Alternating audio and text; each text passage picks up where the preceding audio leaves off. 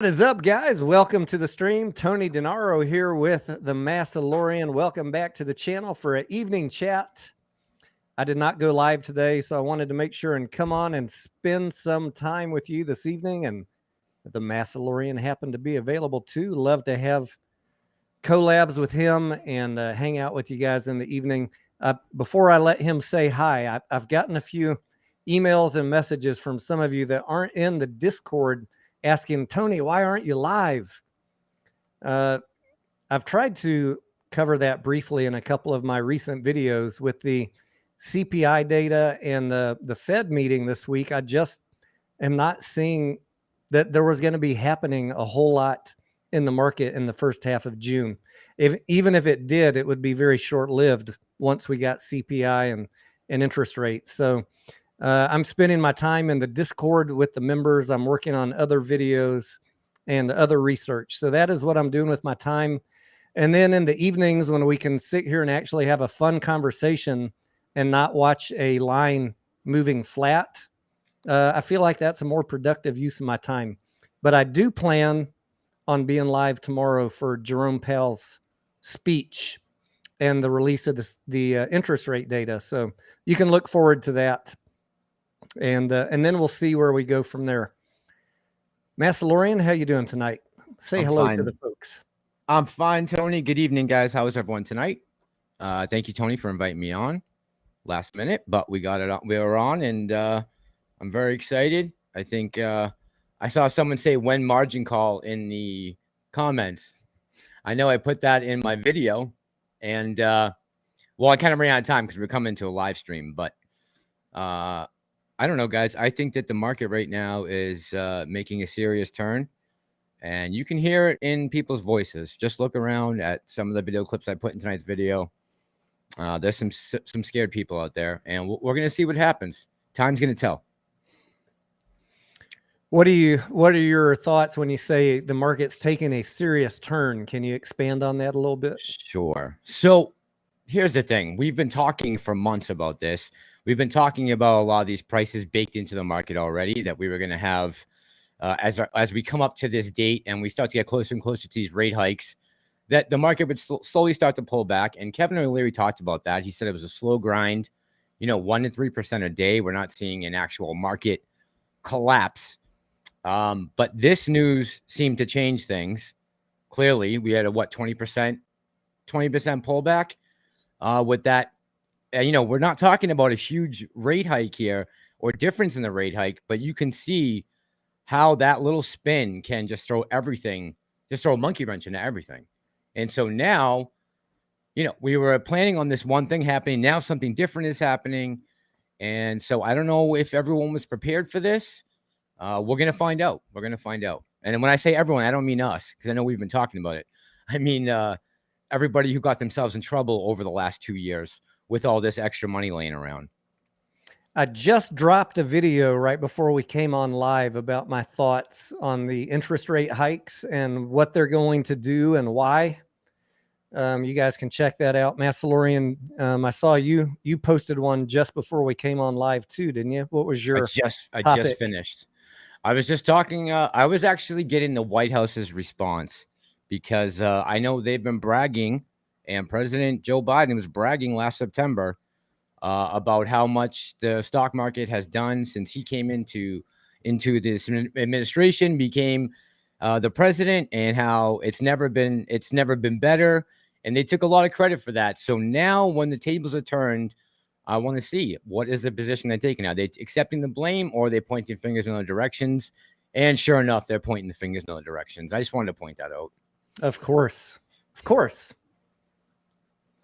I'm going to put up the Ortex data because I know folks want to talk about that.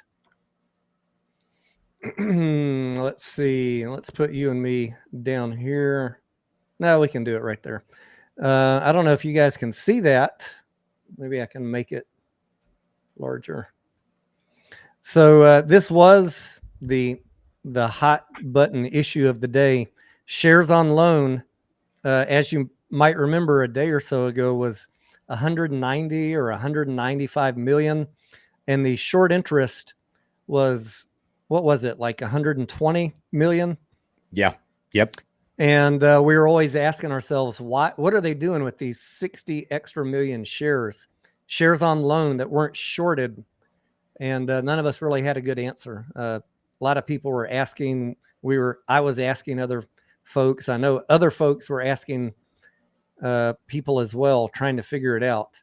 I always just say they're holding them on reserve in case they need them in a run up, but I honestly don't know. But clearly they dumped 35 million of them back to the lender, maybe because cost to borrow, maybe they just didn't want to hold them at 20%. I don't know, so I don't have a good answer. But they weren't being used for anything anyways. The difference between the short interest and the shares on loan. So for me, it's not really important, you know. Yeah. You said earlier they returned what, 31 million shares today? Something like that. Yeah. 31, 35. Yeah. We've been wondering where they are. So, I mean, look, I think we touched on this briefly earlier, just how it's not a huge deal. I think, and just looking at the comments right now, people wondering about these margin calls. And look, I get it. I understand, because you would think that would be something that would be on the horizon if people are really in too deep with some of these shorts. But again, we just don't know, right? And but seeing this though, like you said, I think that was the big hubbub today, was about this. But as you said, I don't think it's a huge deal. We still have short interest at 20%, cost to Right. borrow average 20%, utilization at 100%. Plenty enough of a fine setup for a good short squeeze as good news continues to come in on AMC. And in fact, some folks in the Discord were kind of excited today, posting the first Motley Fool article in recent memory where they said now might be the time to buy AMC. Did you see that one? No, they're switching this. They're flipping the coin. Yeah, it wasn't our friend Sean Williams. It was another writer, but he made the case. He's like, yes, I know about the debt. Yes, I know, it might take a year or so for AMC to get profitable, but now might be the time to buy if you're buying into the recovery plan.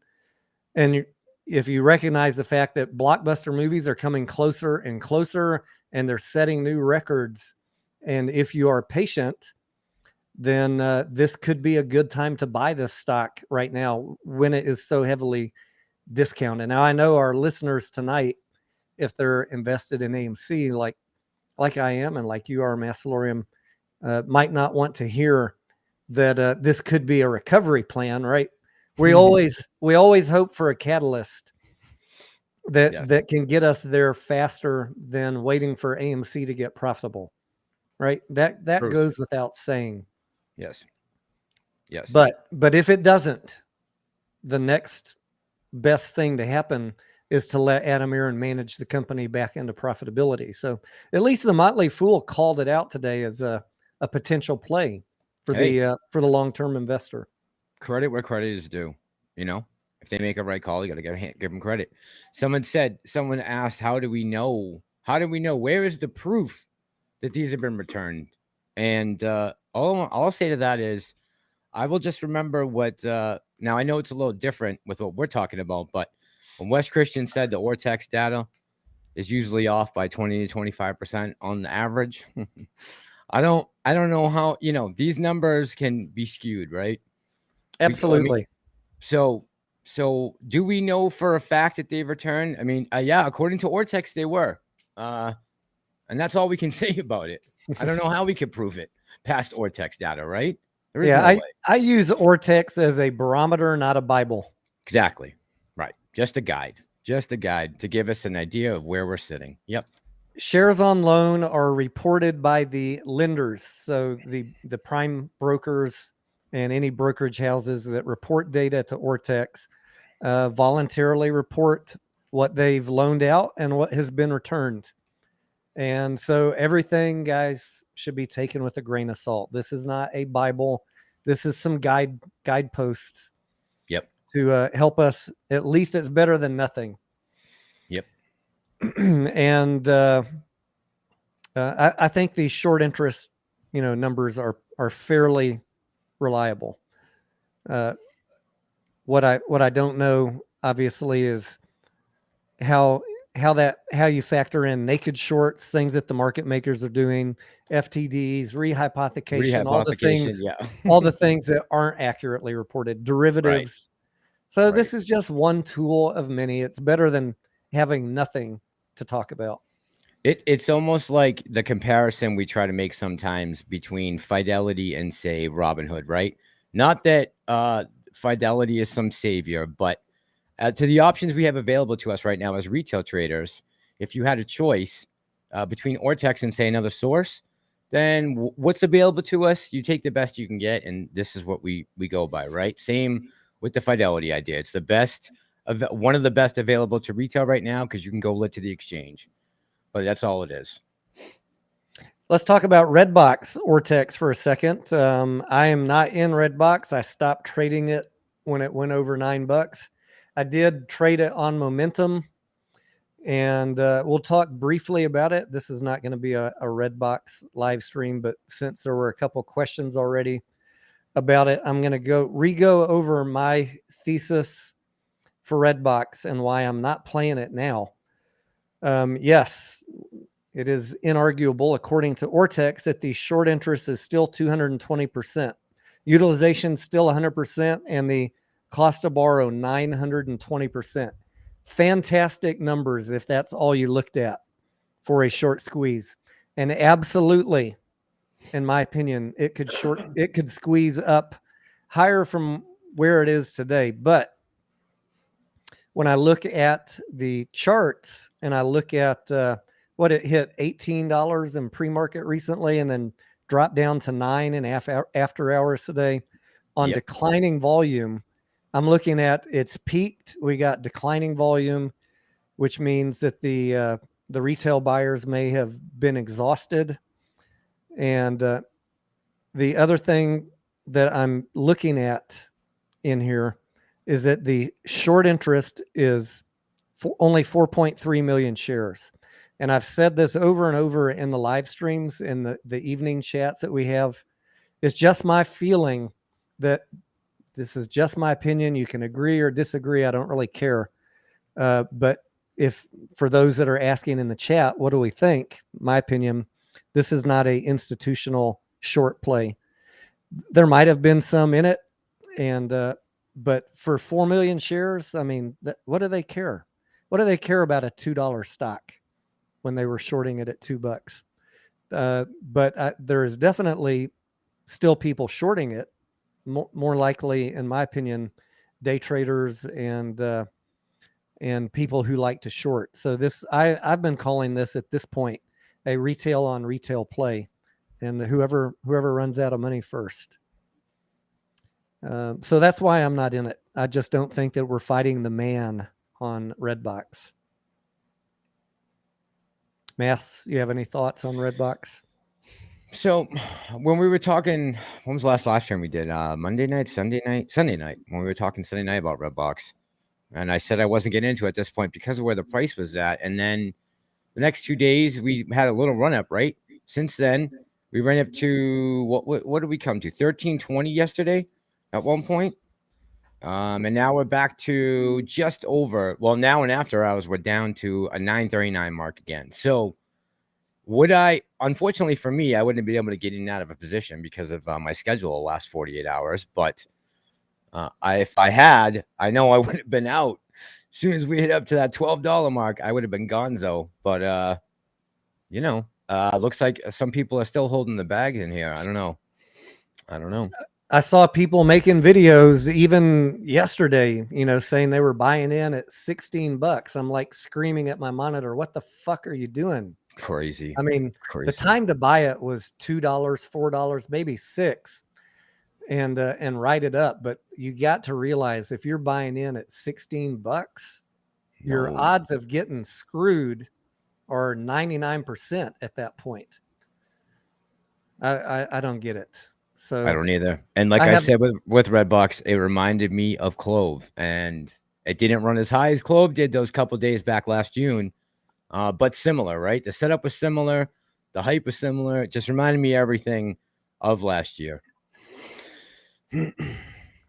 So I'm always down for a good momentum trade, and I did trade Redbox on the way up, but I have not made any videos about it, and I've openly shared what I just said to you guys, that I view this as a retail on retail play, and be very careful. Set some very tight stop losses if you were buying in on the way up after $9. Truth. Maggie's saying they got a bunch of shares got returned for mass for AMC and GME. GME as well had shares on return today. Didn't look That I at the didn't see. Ortex on GME. Let's take a look. Natsuka says, what are your thoughts on trying to squeeze a float of 513 million? Is that too big? I mean, that depends on a lot of things. Like the belief system in the community right now is that the rehypothecated shares are multiple times of the float. So that adds a layer of complexity to answering that question. GME is showing 15% short interest, down 1.7% from the day before.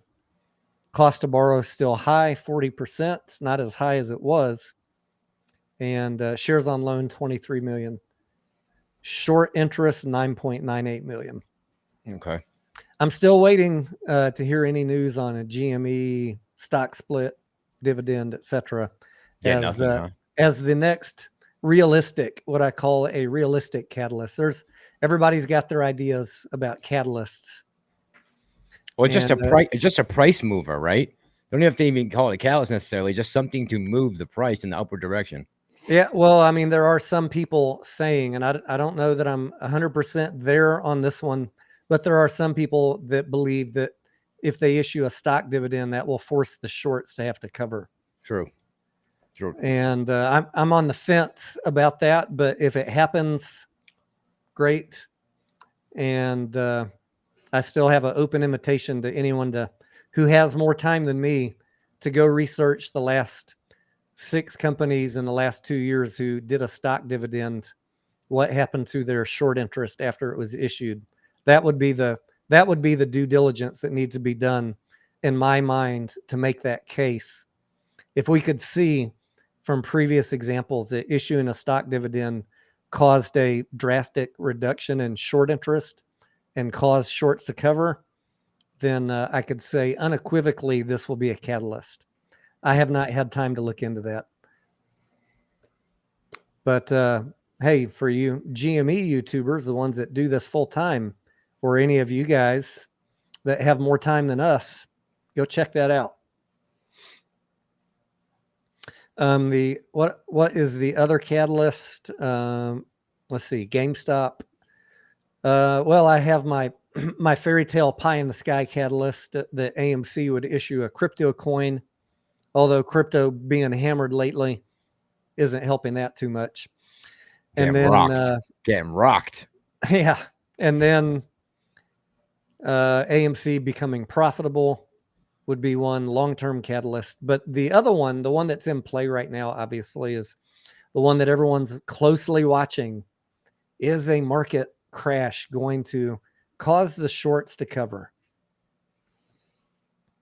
I think that's a good discussion topic for tonight, especially in light of the fact that Jerome Powell might be raising interest rates more than the market is expecting, more than he previously communicated, and send the market down even more tomorrow afternoon. And I don't know what you think, Mass. There is a possibility if here's the way I bifurcate it. Let me know what you guys think, and Massalorian, you too. If you're a long hedge fund and you went into this unprepared, you're about to get royally screwed based on crypto and equities being dropped, right? You would think. Yes. If you're a long hedge fund, you are in trouble. If you're a short hedge fund, you're in hog heaven right now. If you are short the market, short the indexes, puts on everything, your money hand over fist. So I can't answer the question, is a market crash going to cause shorts to, because the lower our stock goes and everything goes, the more short hedge funds are making. So why would that's a difficult question to answer. It's a difficult catalyst for me to get, as a logical person, for me to get 100% on board with. I hope that there's some long hedge fund that gets tripped up and starts the dominoes fall and has to cover some positions they have in AMC or GameStop. But that's my thoughts. What do you think, Mass? What do you guys think? I know it's not what everyone wants to hear, but I gotta share the good and the bad and my honest feelings. I'm kind of in the same boat as you, although I did see today as a positive being that we finished in the green on both stocks. If I see the rest of the market having some type of pullback, and I see that AMC and GME finished the day green, I remember there were a lot of days last year where I was very excited that I owned GME and AMC because those were the only two stocks that were green on all red days. And whatever the reason is behind that, whether we saw possibly some short closing, whatever the reason is, whether there was some FOMO buying, I don't know. But I will take a green day over a loss any day. Now, here's the thing with the margin calls. They're only going to get forced margin calls if they don't have enough capital, right? If they cannot, if they're running out of if they have no way of paying anything, they're completely about to get liquidated. There's no way they're going to be forced to try to cover anything. So you have to hope for a couple different things to happen in order to get a forced margin call. It's not just a matter of, like you said, AMC and GME could go right down with the rest of the stocks. And at that point, it's not going to make a difference, right? So I'm hopeful that it will help, but I'm not positive. Just don't know. The other possible good thing in this scenario of a declining market is possibly, if they're required to have collateral to cover, whatever shorts they do, new shorts. I'm talking about new shorts. Someone that wants to go in and short it tomorrow has got to have some collateral to put on the line to back that up, right? In a declining market, that becomes more difficult. Right. So it's not all bad news. What I just said, there are some silver linings, but I'm saying if you were already short and you're a short biased hedge fund, you are loving the past couple months. Sure. Absolutely. But I don't know. I don't know how many of them properly planned for this. So I can't definitively say what's going to happen. I can always hope. I mean, what else are we going to do at this point? Yeah, I know, honestly. I mean, you would hope that this strategy, or however they have tried to play this out, so that they can somehow manage this without losing everything, without totally taking the market down with it. And that's all I'm hoping, that the last 16, 15, 14, however many months this has taken, I'm hoping that somehow this was taken into consideration, that this was going to be an issue, and that they've worked on it so that when we get to this point, they're not going to be able to wiggle their way out of it, but possibly it won't take the entire economy down with it, because I don't want to see that happen either. I know people are already starting to complain, seeing their 401ks starting to get wiped out. People are getting nervous, seeing crypto take a dump. All these conditions could start brewing into a storm, and then that's what we need to push over that first domino, right? Yes. Best case scenario in this declining market, especially with crypto and equities, is that somebody relatively large gets in trouble and starts the dominoes.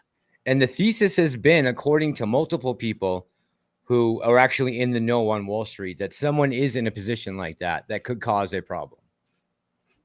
The Kevin O'Leary comment a couple weeks ago. Yeah, but I've also heard Liz Clayman talked about it the other night with Raj Rottenraham. Now, granted, he got in trouble for inside trading, and I mentioned that in the video, so you got to take that with a grain of salt. The guy there, not Boghossian, but he was on CNBC on the phone interview. With Fox Business. He said the same thing, that we might see something very soon happening with a big fund and then don't look till at least the end of the summer for any type of recovery. It's going to get worse and worse. So, I mean, it's not just coming from one person. It seems like there is someone who's underwater here. I see Bigum's in the house. What's up, my friend? Hey, Bigums. Do some shout outs here real quick. Doc Zeno, 8 Blazin, Sergeant Beef. Who else was that? By the way, just to make a note, Tony is handling the chat tonight. I am not in control of the chat. Tony has taken the reins of the chat tonight. TMI's baby mama. She's in here. TMI's baby mama's in the house. Yeah. Headstock Karam says, I think we need a mod. I know. I see a few haters in here, as long as they're not being particularly insulting. I saw one said, these guys have no idea what they're talking about. Hey, we hear that 1,000 times a day in the comments, guys. Speaking of comments, I want to highlight a post that I made the other day. If you'll indulge me for a second, Massalorian. Remember, I don't know if you guys remember, I've been on a bit of a rant for the past couple days about Bloomberg data, Bloomberg terminal data. I put this post up the other day. This is a screenshot from a Bloomberg terminal right here. And this tab right here, the gray, is called ownership summary. And this item number 11 and 12 are the percentage of shares and the percentage of float held by institutions. This was a screenshot from GameStop back in February, back when people used to actually post Bloomberg terminal data as legit source of information of what percentage of the float was owned by institutions. In this case, it was 135% of GME back on 2/28/21. Why do I put this picture up? Because there are some grifters in this community that I know some of you love because he interviewed Rudy Giuliani. But they're putting up Bloomberg data and then skipping right over this tab, which tells you the ownership percentage by institutions, and pivoting to a homemade spreadsheet they made, which they assure you they interpreted the data correctly. The data from Bloomberg, they dumped it down to a spreadsheet. Why do you think you need to go through all that trouble, Massalorian, when there's a tab right here on the Bloomberg terminal that already has it calculated? Why would you do that unless you're trying to massage the data to create a talking point that supports a hopium video that will get 20,000 views? Why would you not show this information and just be done with it? I'm gonna go with what Bigums just said, because we are not hopium channels. We don't make up and conjure numbers and put them on paper to make them look like something they aren't. When these guys go on live and they do not show you this tab, I want you to ask them to show you the ownership summary tab, and watch how fast you get blocked, because I did, and so have 20 other people I know that actually asked for the legit info, immediately blocked. And you also should be suspicious of anyone who can't have an open dialogue with other content creators or anyone in the community that doesn't buy into their bullshit. Because guys, I don't care if someone interviewed the CEO of Overstock or Rudy Giuliani, they are fucking lying to you. And I'm going to call out bad due diligence for what it is. I don't need to say the name because I'm not trying to attack a person, but I am going to attack lies and bad due diligence. And that is what is happening right now. And I don't like it. There's no place for that in this community. Now, if you choose to support a person like that, hey, you get the leader that you choose. All right. And like you said, you're attacking the bad DD. It's not the individual. It's the DD that they're doing and putting out. It's not the individual. If I wanted to attack him, I've got boatloads of data. People send me stuff every day going back years on this guy. I have no interest in attacking him. I'm attacking the issue, and the issue is you're being fed bullshit spreadsheets, either purposely or accidentally because they don't know what they're doing. But either way, the data is right there on the Bloomberg terminal. It's one No need click. for a spreadsheet.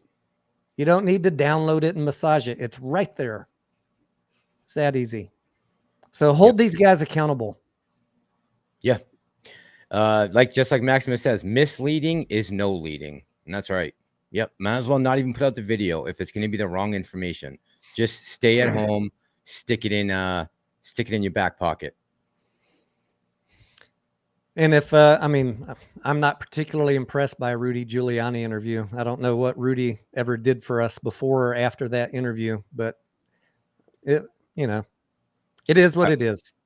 I wish that the only reason I mentioned Rudy is like when I put up that screenshot mass, there was about 90% favorable saying thanks for sharing this, and the other 10% said, but he interviewed Rudy Giuliani. What have you ever done, Tony? Forget it then. Yeah, forget it then. If your defense for being lied to is he interviewed Rudy Giuliani, then you're wasting your time looking at anything on my channel, because I'm not going to be impressed by an interview when someone's lying to your face on other stuff. Yes. Can I just say something real quick, Tony? Absolutely. Someone keeps asking for a shout out in the comments. Nicola, I just want to shout you out. I keep seeing you screaming in the comments, girl. So I'll give you a shout out. Shoot, T, what was I just going to say, though, that was important? Not that that's not important, because it is, but damn it. What were you just talking about? Totally skip my mind. Oh, about the bad DD and, these people putting out the videos. So listen, the Excel spreadsheet, we've seen this time and time again. The first time that came out was the $1 million price tag, right? And we were shown the 2.5 billion supposed shares out there and how they got that calculation. And even if it's 70% of that, you got to figure that's at least still 3 to 4 billion out there. It's really fudgy math, and you can get all caught up in it and not have any idea at the end of the day really what we're talking about. The short interest that we're going by is the data that we have, and anything other than that is just speculation. It's not proof of anything. I want to talk about this idiotic comment right here. I'm attacking the individual. You mean the guy whose name I didn't say? I'm attacking lies, made up spreadsheets, and misleading investors in a company that I care about, and I'm not going to stop. And if you don't like it, JC, then you should just turn off the stream right now, because you're on the wrong channel. We don't bullshit people here. We don't lie to people. We don't lie to reporters. We don't spread misinformation. If that is what you want, go to the channel that gives it to you. Now I remember what I was going to say. Speaking of the Rudy Giuliani thing, you said that doesn't make that big of a deal, the Giuliani interview. I'll probably get into that later. I wanted to touch on tonight in my video, but I didn't get a chance to. But there's a whole thing with what's going on with Giuliani and that reporter and the background. And like I said, I don't want to talk about tonight live because we're not going after people. But I do want to go after the individuals who could be passing on this word, because if they are going to their network with wrong misinformation, that's going to be a problem for us. So absolutely. It's great that he's reaching out and talking to a reporter, and that's very important. But we want to make sure that she has the right information before she goes forward with the story. So it's nothing against the individual. Again, it's protecting all of us. I've reached out to that reporter, but she is personal friends with him, so I don't expect her to. I don't expect her to reach back out to me and actually do a reporter's job of getting, all sides of the story. And it's her sword to fall on if she wants to get discredited by going public with bad information. I can't live her life for her. Unfortunately, yeah. MC, thank you for supporting the channel. Thank you, MC. Eric says, wait, let me put Eric's comment up here. We need a moment of levity. Where'd you go, Eric? 2103.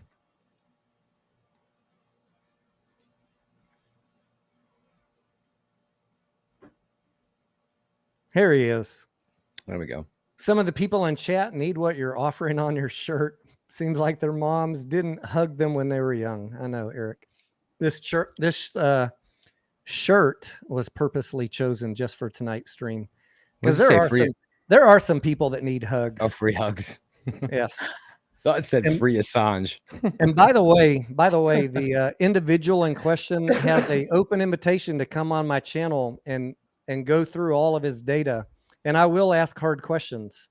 100%. So come prepared and don't bring any homemade spreadsheets. Bring your Bloomberg terminal and I'll bring my data and we'll go through it civilly and friendly like I always do, just like I did on my interview with him last year. You guys remember I interviewed the gentleman from Boston last year, and then he wanted to disappear off the internet, so he petitioned YouTube to have that interview deleted. So, but he has an open invitation, and I'm happy to sit down with any content creator that is supporting this stock, because ultimately what we need is a discussion of the data, a discussion of facts, a discussion of ideas, and collectively get to the truth on things. That's why myself and Massalorian and many others have sat down with many, many people in this community, off camera and on camera. And there's only 2 people in this entire community who have refused to do that. And you got to also ask yourself why. True. Gary said, wait, no. 005 says maybe we should do the interview at a museum. Tony, if you could get up here, we have the Museum of Fine Arts in Boston. It is a beautiful place to hold a interview or collab with anyone that also lives in this area besides myself. No names. Again, it's the DD guys, the DD. Barney. Grandpa Barney, truth can be boring. However, the truth is the truth. Yes, that is the downside to my channel. There's no hopium here. So it is, I get it. It's a little more boring, a little more low energy than some of the other channels. I get it. But I plan on being here long after AMC and GameStop squeeze. And I also like to be able to sleep at night. So for me, it's not about the views and the dollars. It's about making sure you guys get factual, relevant information to help you make your own minds up about when to buy, when to hold, when to sell. Let's talk about Jerome Powell. Should we? You really want to go there? Yeah. Discuss it with that man. So the Fed outlined a plan for the rest of this year of doing 50-point hikes at every meeting, if I'm not mistaken, at least 3 or 4 more. And then we got the CPI data. And so, yes, the big hot topic is Jerome Powell. I watched a lot of reports, a lot of live coverage. The Fed's job is to stick by their words so the markets know what to expect. And therefore, he cannot change it tomorrow, maybe in July. And then the other side of the fence says, but the inflation is going to get worse if he doesn't take strong action tomorrow. You know, you can't wait. No. What do you think he's going to do? They've waited too long as it is. Exactly. And they're shocking the system right now, right? I'm telling you right now, this generation has not seen anything like this before. This is not your typical pullback. This ain't even going to be March 2020. We're going to see something totally different right now. I was just looking at an article. Can I pull this up real quick, Tony, from Fortune Magazine? Yeah. You want to do a screen share? Yeah. Can you mind screen sharing this so I can just talk about this article for one second? Click the screen share button at the bottom. Oh, yeah. It's going to come on my side, right? I can actually do it from here. I can control it. Okay. You can, yeah, you screen share it and then I'll turn it on. There we go. Did it come up for you? There we go. Something big is happening. So this article is from Fortune. It's from yesterday, and it's entitled "Something Big is Happening in the Housing Market." I'm sorry, it's not from yesterday. It's from a month ago. Something big is happening in the housing market. I found this article in Fortune. They're talking about the housing market, and in the first 2 paragraphs here, it talks about how the days are numbered for the red hot market. Well, I don't anticipate a collapse a la the Great Recession. Rising mortgage rates and inventory are sure to cool at what has been an unprecedented time for the U.S. housing market, said a chief economist at Cocoon, which is Ralph McLaughlin was his name. He said this softening is by design. The Fed is done watching inflation run away and has made it a priority to cool down one of the biggest drivers, the housing market. To do so over the past few months, the Fed has put upward pressure on mortgage rates. In December, The average 30-year sat at 3.11 as of last week. That was up to 5.27, its highest since 2009. So we are also getting pressure from outside forces besides the market right now, right? Well, you got to take into account now the housing market.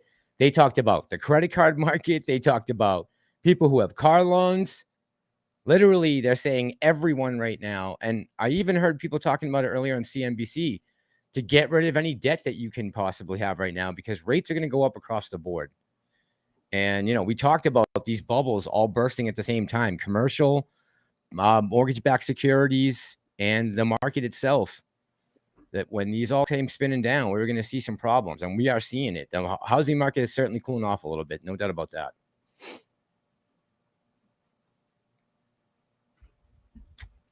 I put a rate hike poll up, but I don't know if anyone other than my people in my stream can vote on it. So I'll let you know the results here in just a minute. Half a point, 0.75 or 1.0. Someone said I look agitated tonight for some reason. I'm aggravated with the Federal Reserve. I'm aggravated with Yellen. I'm aggravated with the word transitory. I'm aggravated with it all. I'm aggravated that the answers that the press secretary has that she's given to the press when they've asked her about inflation and what the government is doing about it. It all aggravates me. I'm tired of it. I'm sick and tired of not being heard. I'm aggravated by that, plus the market declining and crypto going down. There's a lot of things to be aggravated about right now. Yep. Thanks, Nicola. Appreciate it. But I am in a bad mood. You're right. But you know what? Like I said, I don't want to come out here. I said to you tonight, I don't want to come out here if I have nothing to say or I'm going to be negative. So I'm not going to be negative. I'm going to say that I hope we just planned this out right. And I hope I made the right bet about AMC. And I think I did. So I'm just going to wait out and see how this plays out. All of the positions that I'm down right now, like I've said many times, are all far out plays. None of them were immediate buys that I was holding to try to flip to make a profit right now. So I'm okay knowing that those are all red. I wish I had a bunch of dry powder around to scoop up other things, but I just don't right now because I'm so heavily invested with AMC and GME. But I'm okay with knowing what's going on. Like I said, I'm not worried about those positions until way later down the road. Right now, I'm focused on these two things, the memes that I'm worried about. I like Tammy's question here. I think Powell is a liar, or her statement. He said not long ago that 0.75 is not on the table. And he did say that. That is a fact. Yep. But what I think he's going to come out tomorrow and say, he's going to thread the needle, right? He's going to say, when we met and talked with you guys last time, 0.75 was not on the table. However, we've now received updated CPI data that was worse than our expectations. The problem is these guys' expectations are like feeding you cough medicine with sugar. They're not being realistic with anybody, not Jerome Powell, not Yellen, not Biden. They're all fucking got their head in the sand and hoping for the best. Wasn't that her words? Yes. I hope for the best. Hope is not a strategy. No. Your job is to fix and legislate. Like, you're not up there to hope. And as much as they want to say about how great this administration is, and it splashes across and crosses all kinds of lines, and it's wonderful.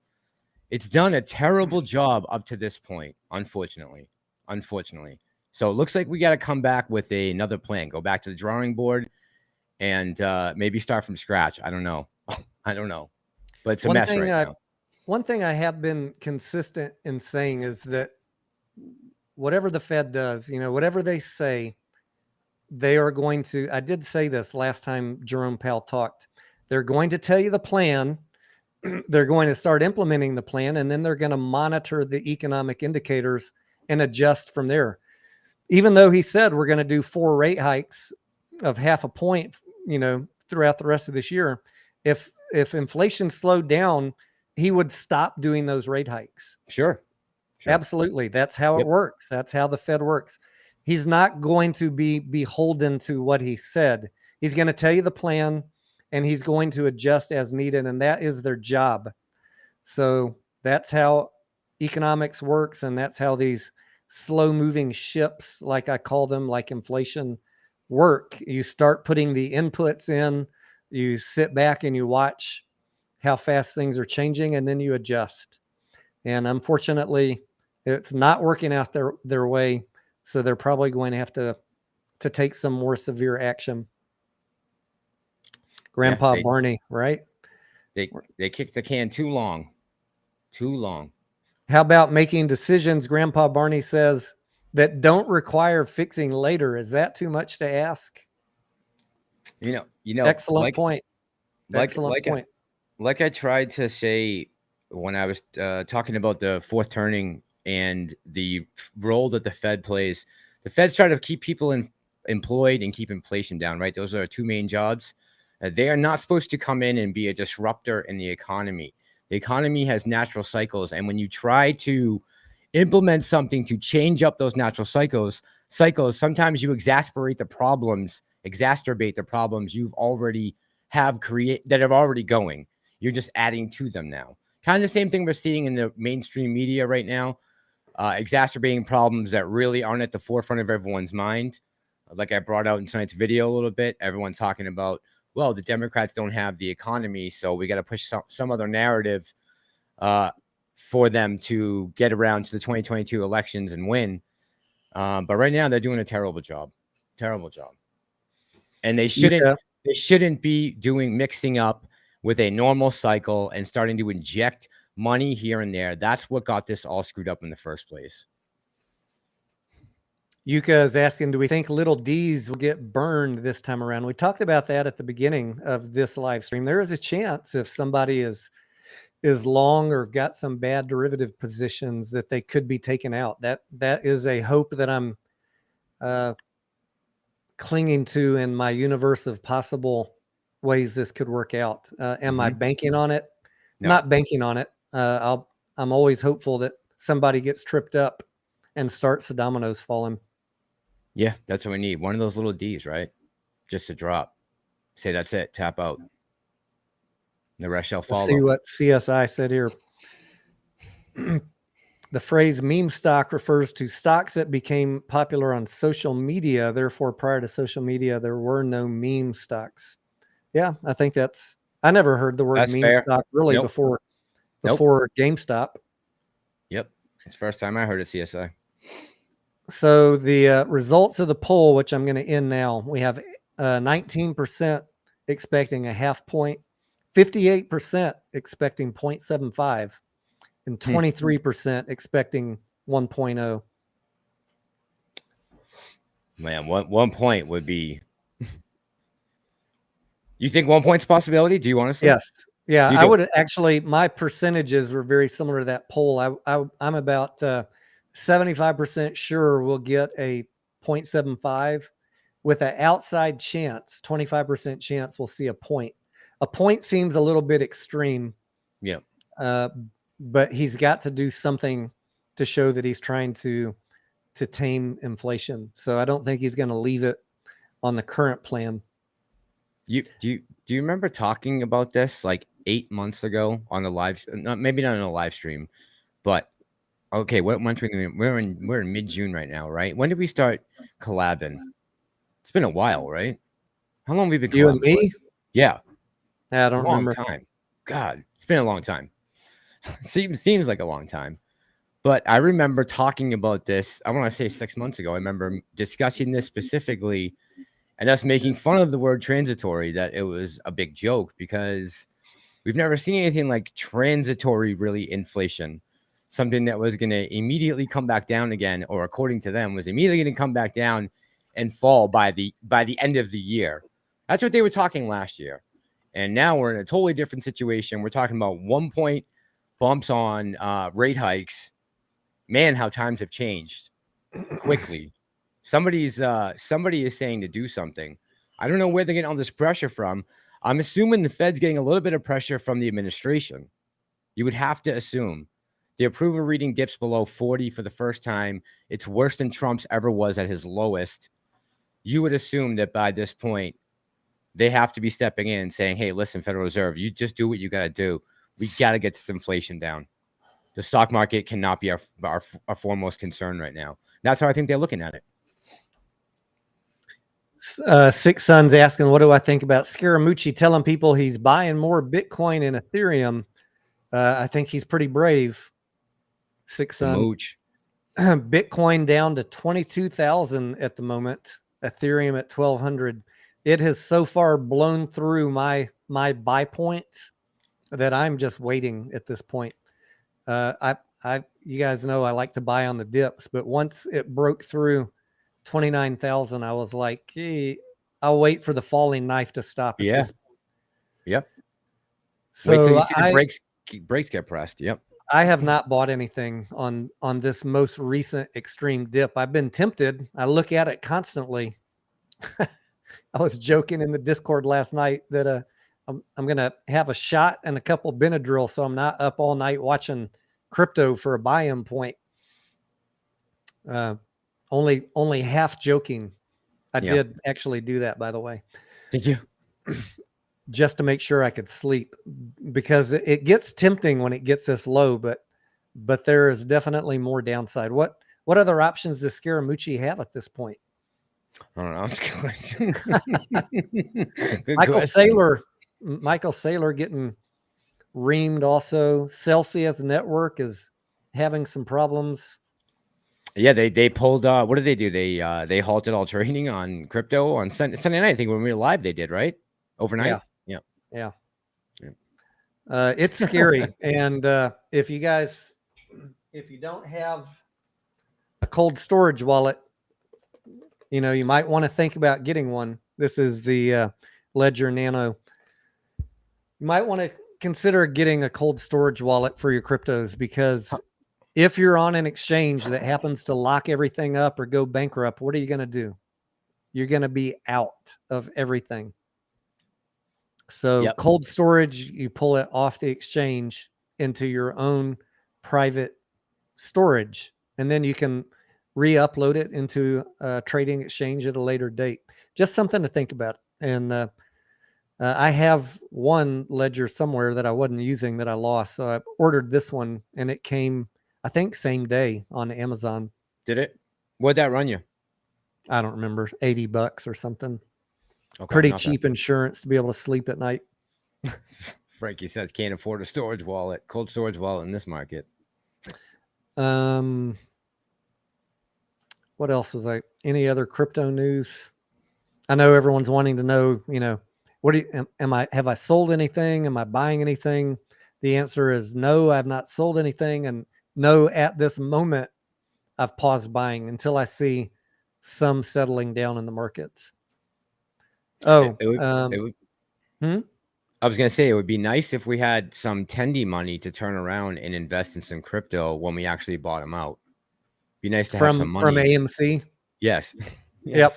To turn around and sink into crypto. At these prices. I was in a much better position last year in the summer when crypto crashed like to 29,000. I was flush with cash. Woof. And I was my account looked nice. I went in and soaked up a bunch of Bitcoin, Ethereum, and sold them off into the run up back to 55, 60,000, whatever it went to. But it's a little more difficult right now because everything's coming down, and I've been deploying along the way a lot of my cash into stocks and some cryptos. So I'm not quite as flush on cash as I was last year, but whatever I have free coming in every week, I'm putting it into stocks and crypto. No crypto right now, though. I'm going to wait a few more days. Yeah. Let's see when those brakes get applied. Seriously. Mud Puddle says, what are you looking at besides Bitcoin? I have Bitcoin, Ethereum, Cardano, Solana, Phantom. What else? Those are probably my biggest holdings. But if I'm buying anything, and in the back of my brain, I'm worried about 5-year deterioration or crypto winter, I would be focusing on buying Bitcoin and Ethereum in the dips, because who knows what's going to happen with all these smaller coins if crypto were to die for 5 years. when things come back, if you're in the right altcoin, they'll probably come back to a greater percentage than Bitcoin or Ethereum. But I feel like I'm safer buying Bitcoin and Ethereum. So it's a risk decision. Do you know GT, do you know who CoffeeZilla is? The YouTube Yeah. creator? Yeah. He just did a video on the Elon Goat token. And because they went on Charles Payne, two of the guys who started the token, went on with Charles Payne's making money. And they went on talking about how they were telling their friends, grandmothers to invest and making a big case for this Elon Goat token. And Payne said to them, like, has Elon reached out to you? Does he even know about you guys? You're telling people to put their grandmother's life savings into it. What based off of what? What is it making this token so much different? And I forget what the damn answer was. He went into some random thing about the way that you can use their coin and some BS. But man, CoffeeZilla does a good job of exposing those crypto scams. If you guys ever want to know about some type of crypto coin that could be a scam, go check out and see if CoffeeZilla has done a video on it in the past. More than likely he has if it's a real scam. So I'll put that out there. Sorry, I don't mean to promote other channels, but you know, the information is good that Coffee has. PC3 says, any thoughts on the Fed increasing the amount of money they're using to do overnight repos? Not. Huh? They better not. Yeah, I've heard some people saying stuff like that, and I posted something on Twitter about the Fed is starting quantitative tightening this month. By the end of this month, you'll see that they have been doing some reductions. I don't worry about it day to day. Mm-hmm. Are they still doing purchases? Yes, but they're reducing the amount. Yeah. Right. This is a 3-year plan, you guys. You're not going to see everything stop overnight. That's mischaracterizing what quantitative tightening is. So I know what you're being told. Wait till the end of the month and look at the balance sheet at the end of the month when they've completed their plans for month 1 of quantitative tightening, and just recognize that this is a slow process over the course of at least probably 3 years. So you're not going to see amazing number changes from the Fed on June 1st. That's just not how it works. Remember, they started pumping all this, really ramping this up all the way back in September and October of 2019, right? Was when they really started ramping up these reverse repos, right? See? I always ask you the question at the wrong time. Again? I asked you a question. Next thing I hear is and a black What was screen. the question? I said, damn it. I said they really started ramping this up back at the end of 2019 because the banks were starting to get in trouble, right? Remember, I believe this is when October and September of 2019 was when they started ramping up these reverse repos, right? The Fed started really pumping all this money. Yes. I mean, it started, oh man. I mean, back in 2008, right?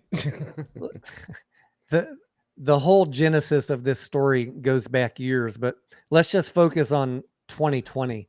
Right? Okay. When the economy was crashing.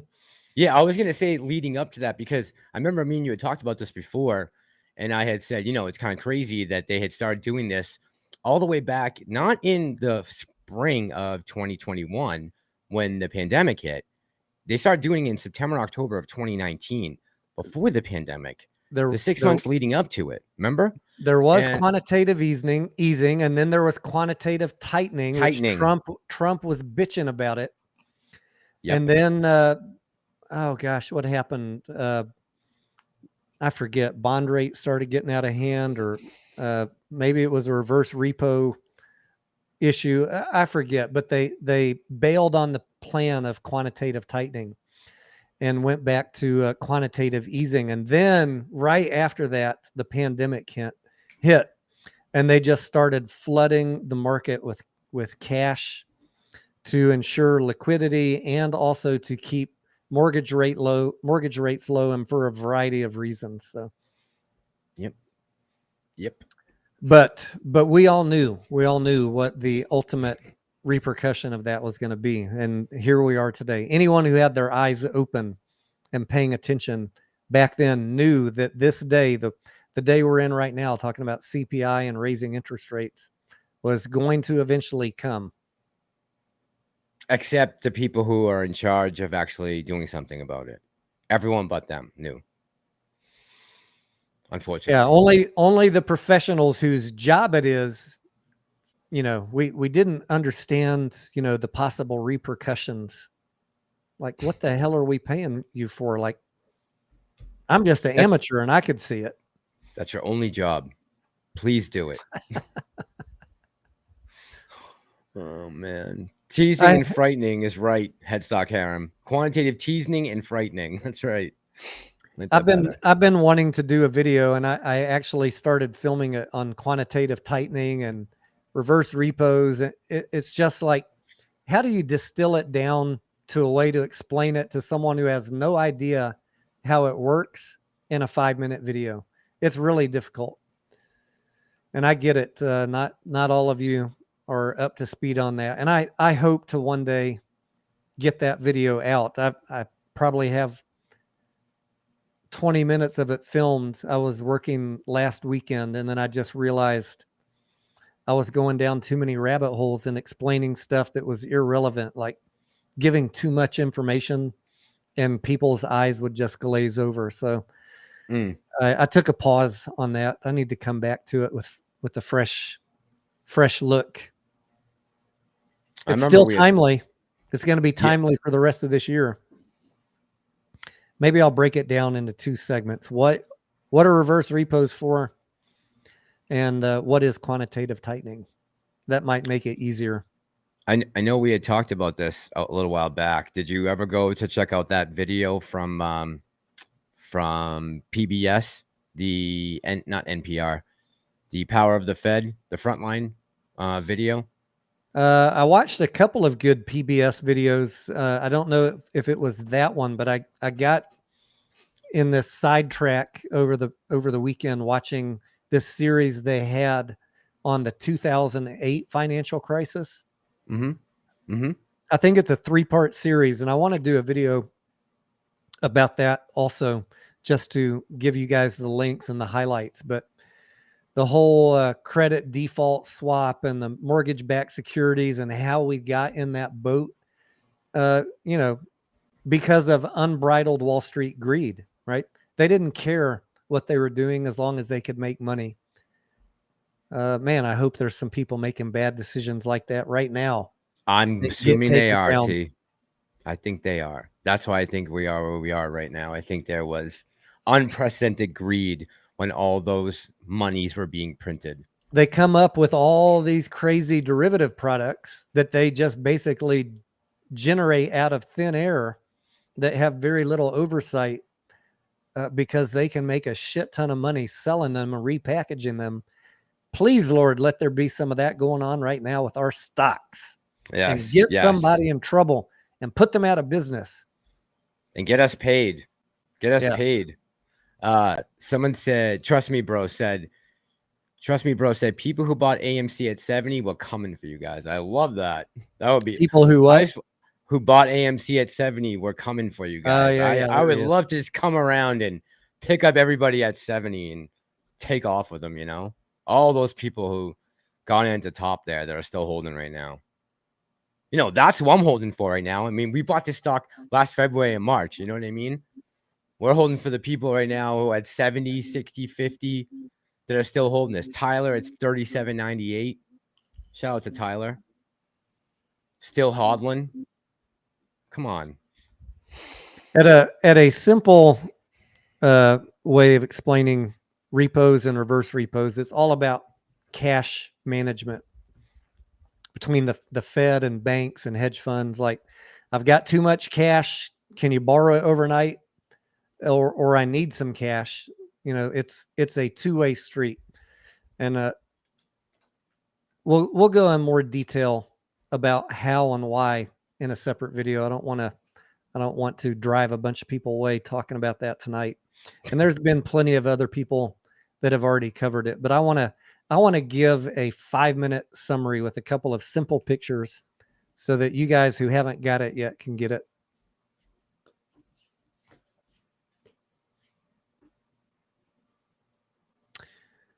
All right. What other questions do you guys have for us tonight?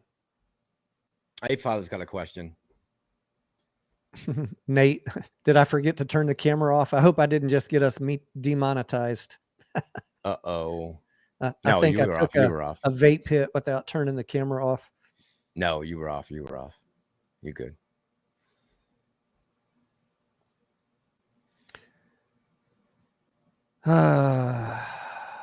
What else? Oh, I bought some SPY puts This morning? a couple days ago. What day is today? Today's Tuesday. Yesterday? Bought them on Monday morning. Okay. You know, I've been on the fence on index calls and puts. I don't day trade index options a lot.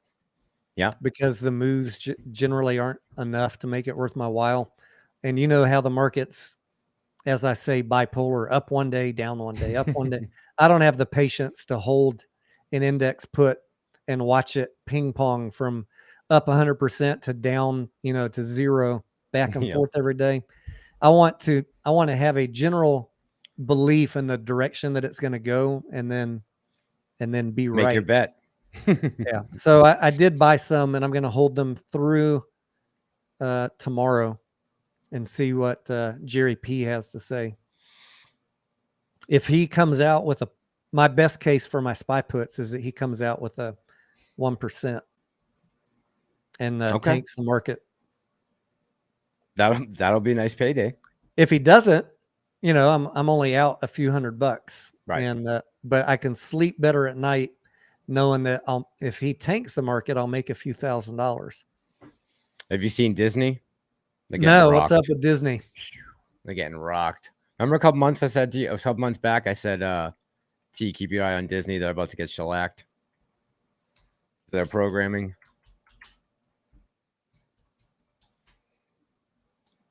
$94.22.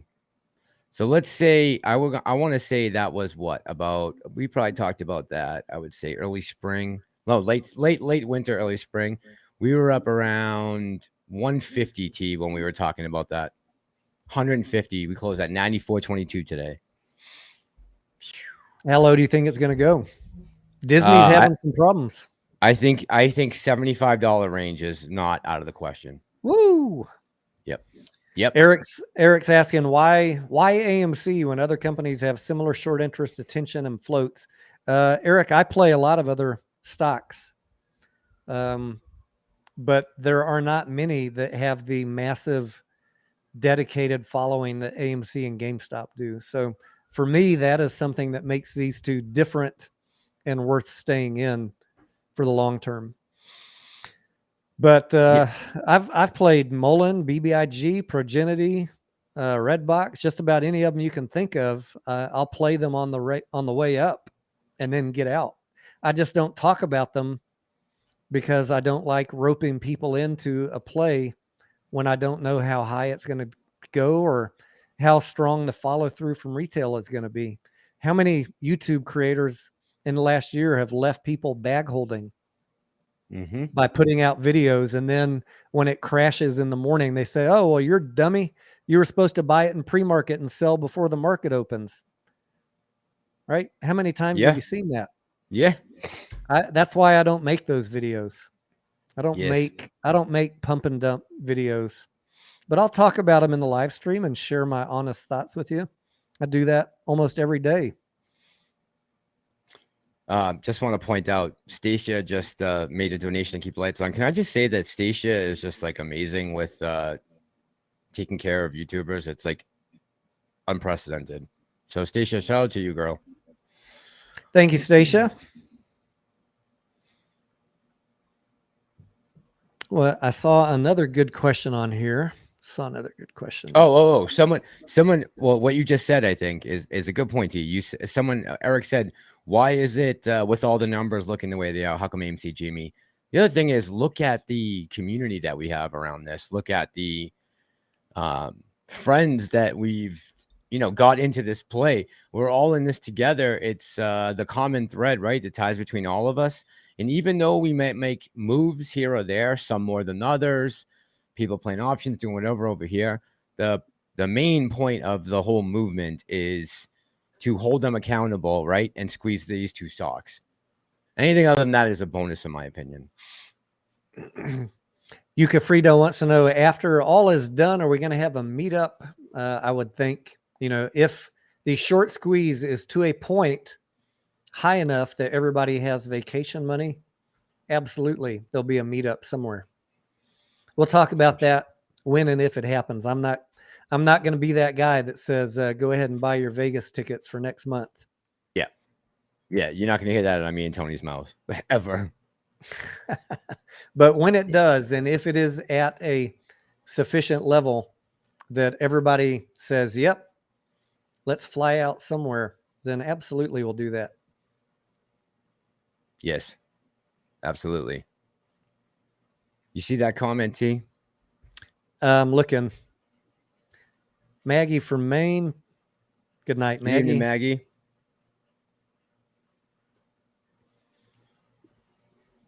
Yeah, here we go. This one. Go ahead and read it. Says, Ras Melchizedek says, do you have the order of Melchizedek, Ras?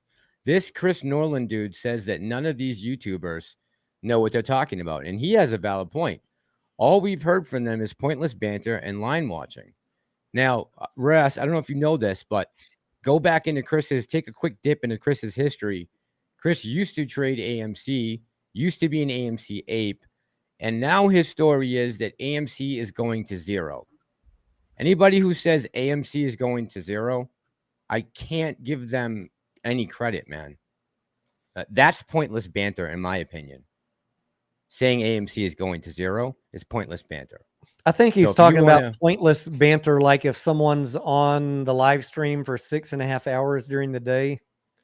I mean, if you don't like the community of investors or you don't like the stocks that they're talking about, it might be pointless to you, but it's not pointless to the thousands of people who show up every day. So, I mean, that's an individual decision. If you don't want to watch channels like that, don't watch them. There are people that enjoy a sense of community.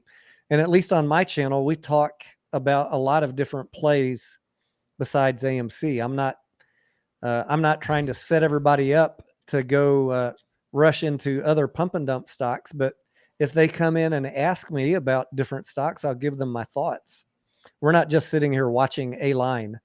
We're talking about investments and crypto and options and from time to time entrepreneurship and other stuff. And people enjoy learning different things and getting thoughts of other people. Maybe they don't have anyone in their family or their circle to talk stocks with. So don't judge other people for how they spend their time. And just so you know, Ras, we've invited Chris Norland on to come and give us his short thesis and debate him on it. And like I said the other night, he erased my first message and he didn't answer my second one. So I put 2 comments pinned on his chat and he didn't answer. So he's welcome to come by anytime.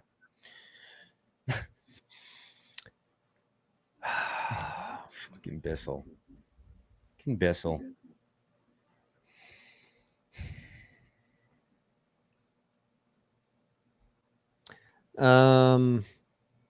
Natsuka says, I bought DRV today. Do you think I'm nuts? It's a shorting the housing market ETF with 3x leverage. I haven't looked at that one recently to see if it's overpriced at the current where it's at right now. But I know there were some folks in my Discord for the last month that have been looking at 3x housing short funds. DRV might have been one of them. Yes, if the Fed raises rates and interest rates continue to go up, we're going to remove a certain segment of people from the from ability to buy a house, or at least the house that they want. But it really depends on to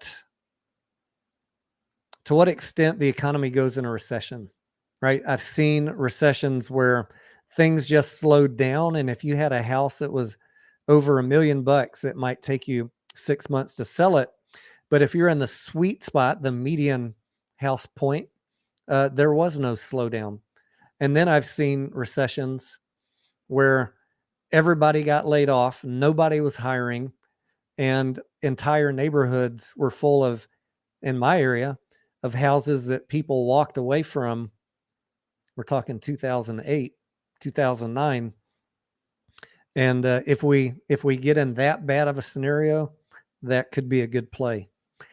I can't really say for sure how bad it's going to get, because although the economy does not look that bad yet, we're already starting to see some layoffs. Stay tuned. Stay tuned. We'll see. It definitely gets my attention every day I wake up and I see somebody did a layoff. Right now, it's mostly been restricted to what? Crypto companies. And who else said they were laying off, guys?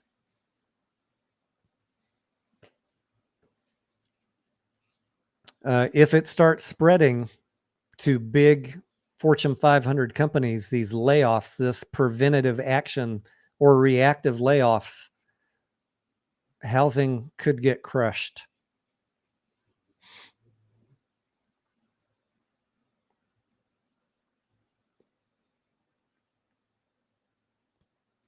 That being said, after all the discussion in our Discord on that, I opted not to buy the 3x leveraged ETF. Just a little too risky for me, but doesn't mean that it's a bad bet.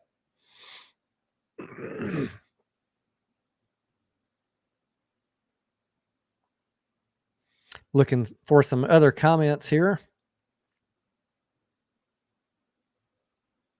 Tindy Time, what's up?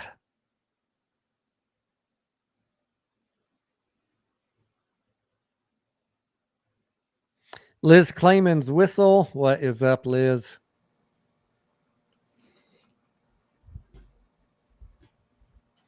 Cody says, for anyone saying AMC is not the MOAS, show me another stock that the CEO said retail owns more than 90%, and I'll buy that stock too. Good point, Cody. And man, that got brought up a lot also in my recent comments about institutional ownership. How could institutions own 37% and we own 90%? I did cover that in a video back in March. Go back and watch that video. There is a logical explanation, and absolutely both can be correct. We can own 90% and institutions can own 37%, but you have to count all these shorted shares as additions to the float. We got a synthetic float out there.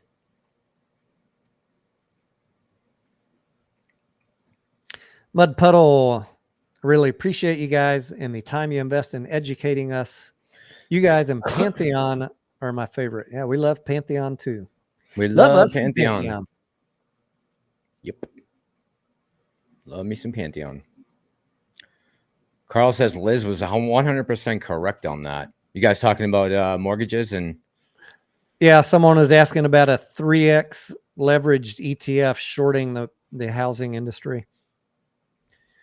Someone is asking, what is your perceived AMC share value when they are profitable? I'm going to bring up the Morningstar again because I don't like giving opinions, because the bears will always shoot a hole and, oh, that's just your opinion, Denaro.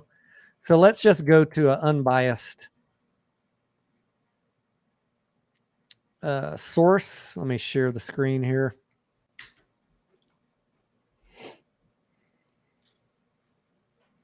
And let's look at Morningstar.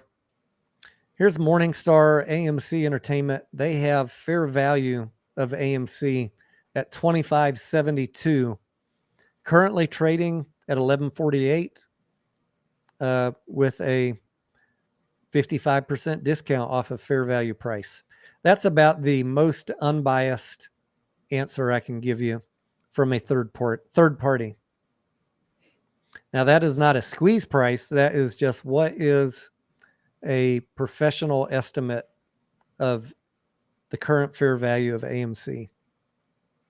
I'm going to zoom this in for those of you in the back. And before we had the run-ups in January of 2021 and June of 2021, and then the eventual wind down from June 3rd on, the highest price I believe AMC topped out at was $31, somewhere between 31 and 35. I want to say that was back in either 17 or 2019. And at that point, I believe the float was about half of what it is now, somewhere around there. Don't quote me on that. But, and the other thing, there's another major difference at that time. Oh, they were offering dividends at that time. I think AMC was offering a dividend. So there were a lot of other things going on when we were up at that $30 price. So Tony's evaluation that he just brought up is probably pretty close to on the money of where we should be if AMC was turning a profit right now, right? Somewhere in that range, you would think. If you factor in inflation and everything else. Someone is asking, what could the market crash to? Another good question. I'm going to put this screen back up. Where did the SPY go in 08? What was the lowest we hit? In 08? Yeah. Here is, oh wait, that's 18. Hang on.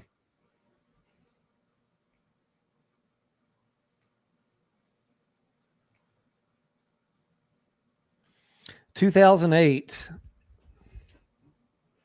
Wow, look at that chart, huh? Look at that chart. 128 down to 53. So it almost got cut into a 50%. third, two-thirds. Yeah, more than 50%, right? Well, 60%. Yep. Up a drop. And I had drawn this channel in here for what I was looking at as a danger if we broke through this trend line right here. Yep. Just extending the pre-COVID line that we were on, and we broke through it. So now that we're below this blue line right here, yep.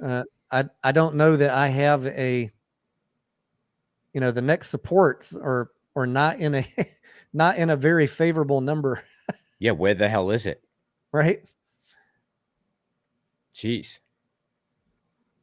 And when you pull back like that and look at it, got ways to go, folks. Ways to go. In 2020, the SPY went down to 221. 221. Yep. Could that happen again now? Yes, it could. Worst case, absolutely. But the economy right now is very different, so I'm not expecting that. I bought my SPY puts at 340. Sundial at 29 cents. Wow. Remember just last month talking about 50 cents, saying, oh, I'm not going to touch Sundial until it's under 50 cents. Look at her now. I did buy some at 50 cents thinking that I waited out all the pain, and then failed to account for the market eroding everything even more. But at least I avoided the pain of buying it over $1. Yep. Hey T, this question here by Gus says, Mass and Tony, and I hate to say this to you, Gus, because I don't know anything about it, but he says, Mass and Tony, what are your honest opinions of where you see Doge going from here? I FOMO'd in during Doge's run up and continued holding. Now I'm a bag holder at 21 cents, 91,000 coins. Any advice? And all I'm going to say, Gus, to that is, okay, so you got in at 21 cents. It ran up to what, 70 right before the SNL appearance by Elon, and that's when it took a big turd. The best thing at this point, I mean, are you really going to sell now at this point? I would hold on to my, I mean, personally, if I still had Doge right now, I would just be holding on to it. God knows what could happen in the future. But to take a huge hit right now on any crypto, I just think is a silly move. I would probably echo the same thought. I mean, Doge and Shiba are gambling plays, and Doge I think is a safer long-term hold at this point. If I was in Shiba, I said to get out of SHIB a long time ago. But Doge has been around much longer, and it could always see a resurgence. If you already wrote it down 75%, what much more do you have to lose at this point? But you might have to be patient for a long, long time. Yes. That's the key. That's the key. Patience. Patience. Yep. Max says, hold everything. Yeah. What is your opinion about Mullen? Have you looked into Mullen at all? Besides the surface stuff that me and you have looked at, I mean, I just did something. Oh, I was talking about how overinflated companies, or hyped up and pumped up companies that have nothing to show for in this market are the worst thing to try to invest in right now. You want to have something tangible when you're investing in this kind of a market, something you can point to and say, well, at least I know with this company, this and this. With Mullen, it is a complete no, you don't know anything about what's going on. Like, you showed that one picture of the factory with no employees. There's one car. There's no parts anywhere. The place is clean. It doesn't look like anyone's been working. Those are all bad signs for me as far as somewhere to stick my money in this market. Look, I know there's a lot of fanatical people pumped up about Mullen, and I don't want to rain on anyone's parade, but you asked the question. You want to know our thoughts. If you don't like our thoughts, then just move on with your life. But yes, when I looked at the factory pictures of Mullen in the research, I was able to find that they've only imported 2 vans, the 2 models that they're working on, their prototypes. The fact that they're doing dilution to raise cash, they're going to need billions of dollars more cash to get up into production. And the fact that Dave Mishery sold almost 1 million shares at $1. The fact that he still has not announced who their Fortune 500 partner was. I mean, there's just so many things stacked up against Mullen. Could it squeeze? Yeah, it could. If retail shows up despite all of that and just buys a stock for no reason other than to make it squeeze. But I'm very worried about Mullen being able to make it all the way into production. In fact, I saw another company, another small EV van company, declared bankruptcy today. I forget the name of it. Remember which one? No, it was not one one that was top of mind, but it was another small custom van, something to do with last mile delivery. Okay. Not Nikola, right? No. Okay. No, it was not one that we regularly talk about, but like Archimoto? No? Someone will put it in the chat. I'll just say what I often say about these EV companies. Your strong ones are Tesla, maybe your tier 2 I call Rivian and Lucid, and everything else I lump in tier 3. And I think that in 5 years, 75% of tier 3 will be bankrupt. So you got to have a good picker to pick the ones that make it all the way through fundraising into full production without recalls and massive production problems. There'll be a couple that make it. I don't know if I'm good enough to pick them. I think you are. I wait to see what you say. Oh, man. Someone said Real Rugged just had a good question. Oh, here he is.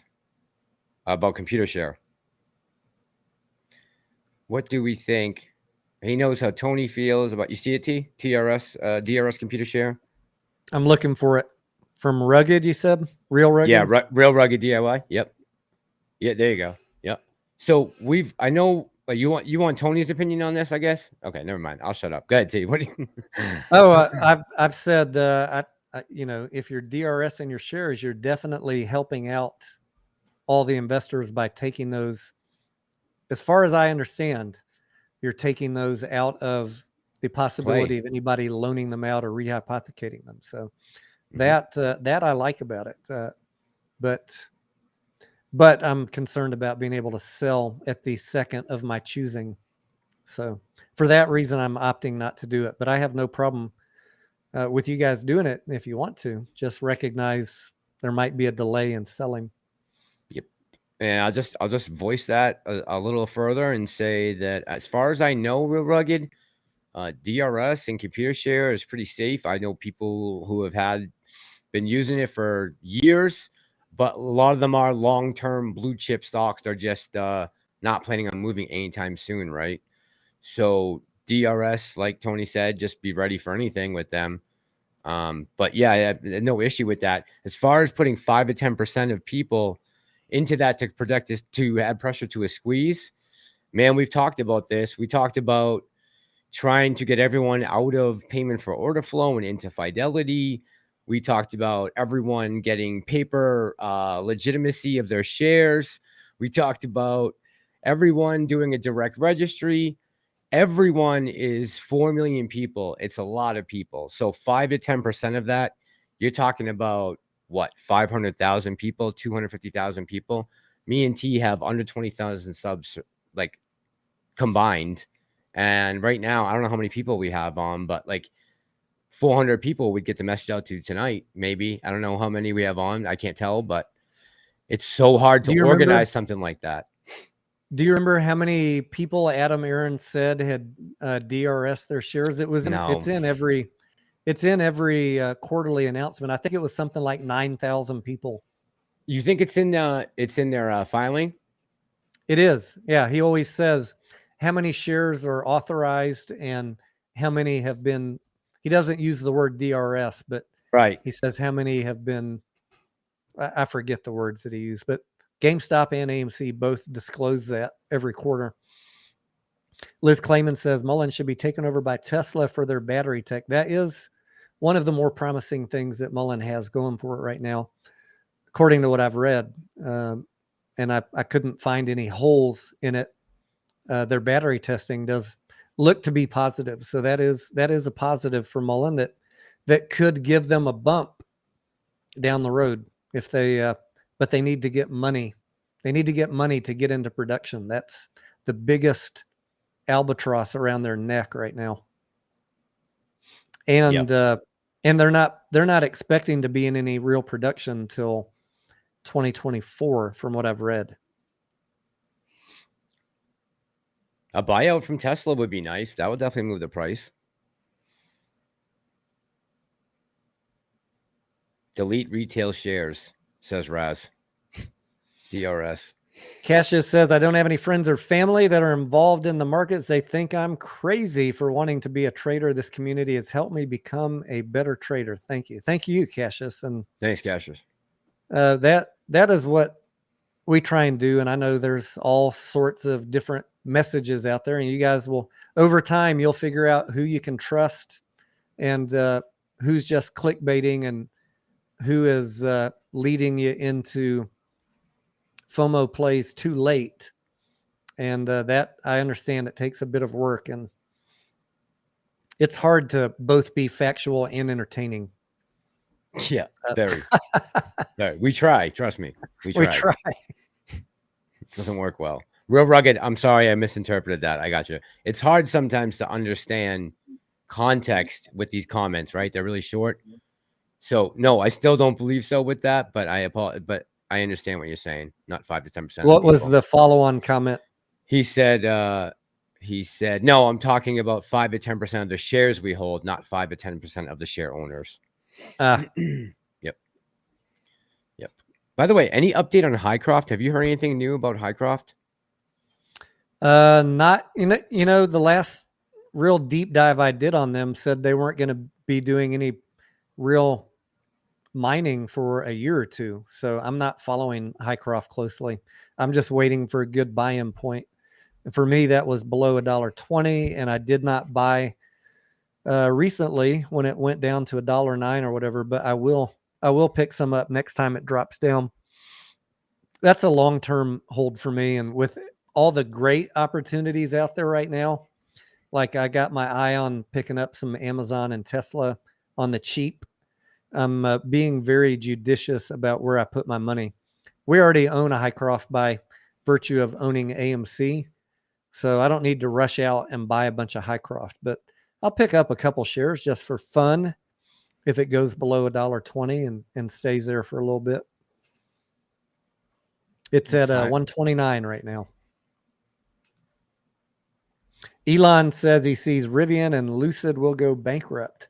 Well, you know, Elon understands the problems and the issues, the trials and the tribulations that these companies are going to run into as they get into mass production better than probably anybody on the planet. So if he said that, I would give that some weight.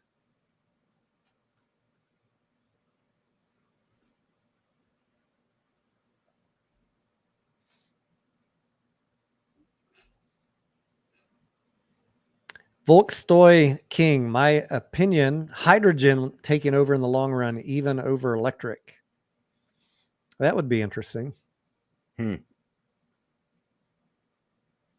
Yeah, my concern with electric cars is what happens when all of us have electric cars. What happens to the power grid? Who's doing all the upgrades in the meantime? Well, who's doing all the mining to make all of these supplies? You need to constantly be repairing and remaking solar panels that are done after 15 years are no longer worth anything. Where are they? Where are you getting all of the? Well, think about all the things that you need to go into this grid to make it fully electrical. I mean, you're talking about all kinds of things that eventually have to be replaced. We're not really fixing anything long term. The windmills or the solar panels, or my thing is nuclear. T, you know that. I'm going to shut up. I think we need to go nuclear. The other thing I always like to throw in that conversation is what do you think the state and feds are going to do when they start losing all that federal gas tax? They're going to find somewhere else to make it up. Yeah, where do you think they're going to make it up? You're going to get an EV tax. Right. The electric bill will be 10 times higher than it is now. So your electricity rates are going up because of overwhelming demand. The federal government's coming after you for EV tax.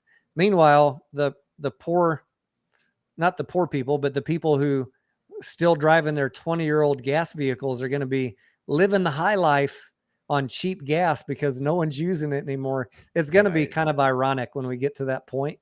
It will. It will be very ironic. It will. It's going to be cheaper at some point to drive gas cars than to fuel up your electric vehicle.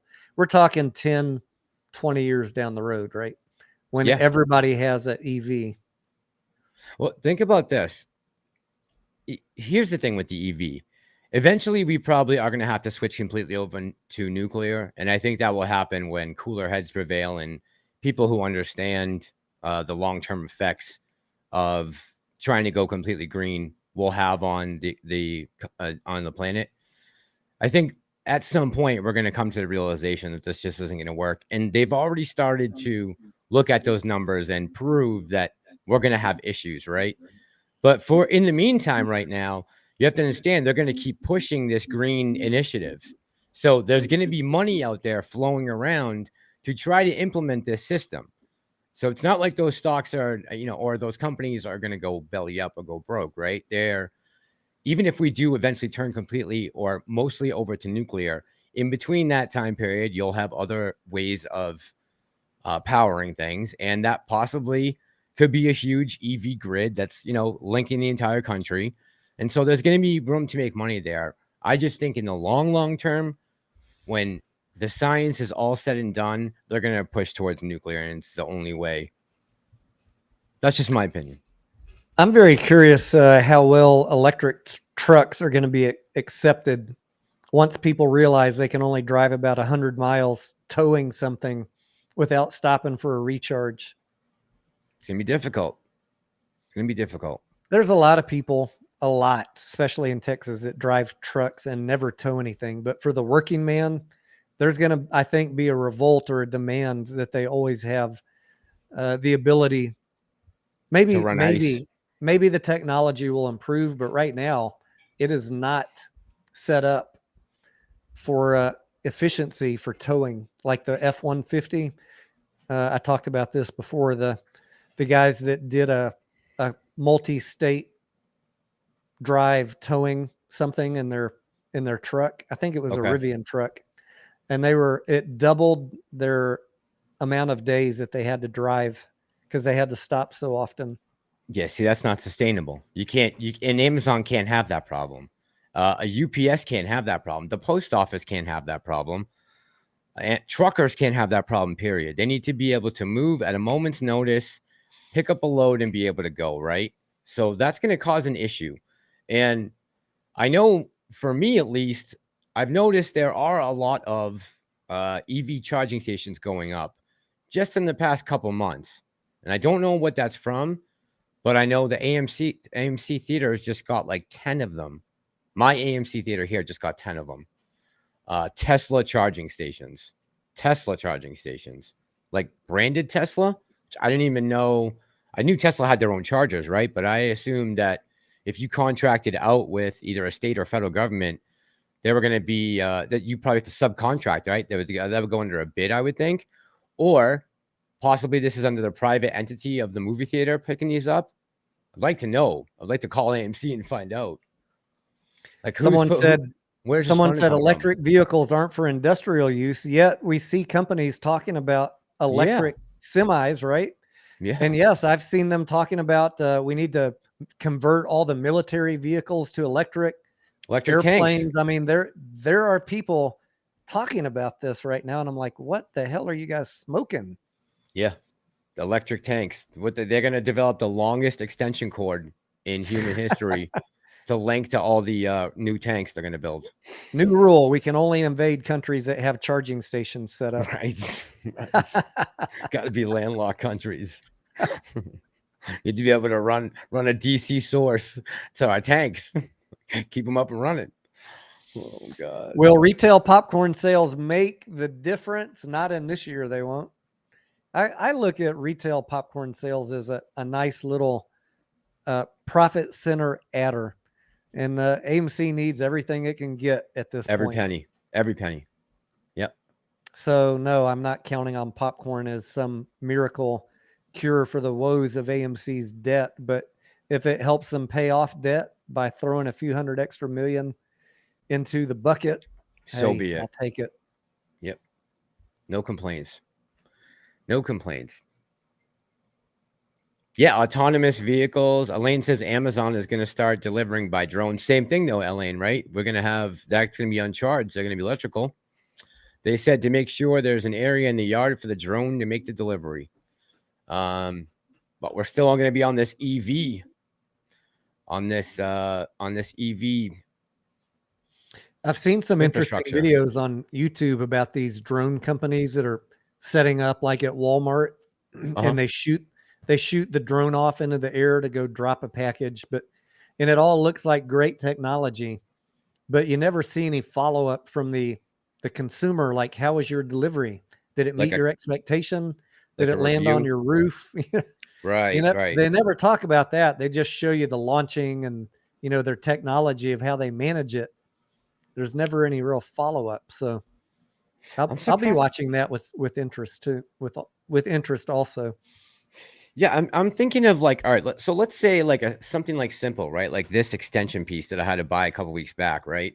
Something like that. How easy would that be to get to Walmart from my house with a drone? I mean, that would be pretty simple instead of sending a truck to my house to deliver this. Think of all the overhead you're saving by using a drone just to bring something small like this. I mean, these companies that are doing these, the Walmarts, the Amazons, the Chewies, whatever happened to GameStop, whatever's going to happen, these types of things, I mean, they're going to make money in the future. There's going to be a lot of profit out there to be made if they can capitalize on this technology and bring it to the forefront and start putting it on a massive level, large scale.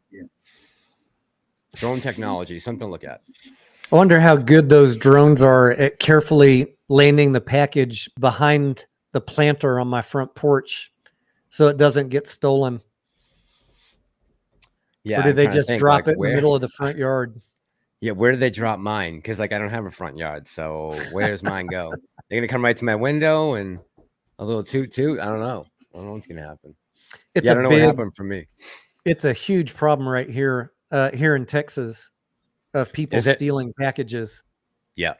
Yeah, even with the rings and everything, huh? That's not helping. Oh, no. Nope. No. You know how I know about it? Because every day I see 20 videos of people posting their rings. This guy just stole my package. Do you recognize him? I mean, their face and everything. Yeah, no, And they don't care, right? Yeah. nobody's doing anything because we defunded the police and you Yeah. know. Well, remember the trains just a couple months back? They showed the trains outside of LA, all the boxes, the empty boxes. I mean, thousands of open boxes. No one being arrested. I mean, Yep. think of all the money, all that lost money there, all the packages that got lost, things that people are still waiting on or returning something, waiting for their money back until Amazon receives it to say, oh, here's the thing I'm returning. They don't give you your money back till they get it logged in, right? Crazy. Yep.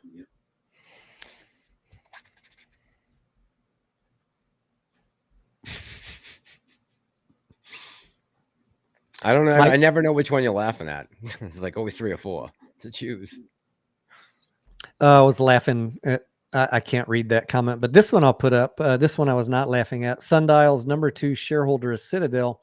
I haven't looked into the Fintel ownership of Citadel, of Sundial. That's a good question. Wouldn't that be interesting if they were one of the largest shareholders of Sundial? I did not realize that. I didn't realize that.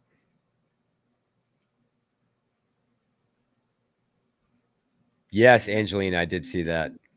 I did. Harry Testicles says, how do you feel about gold and silver as in physically holding it and stashing it away?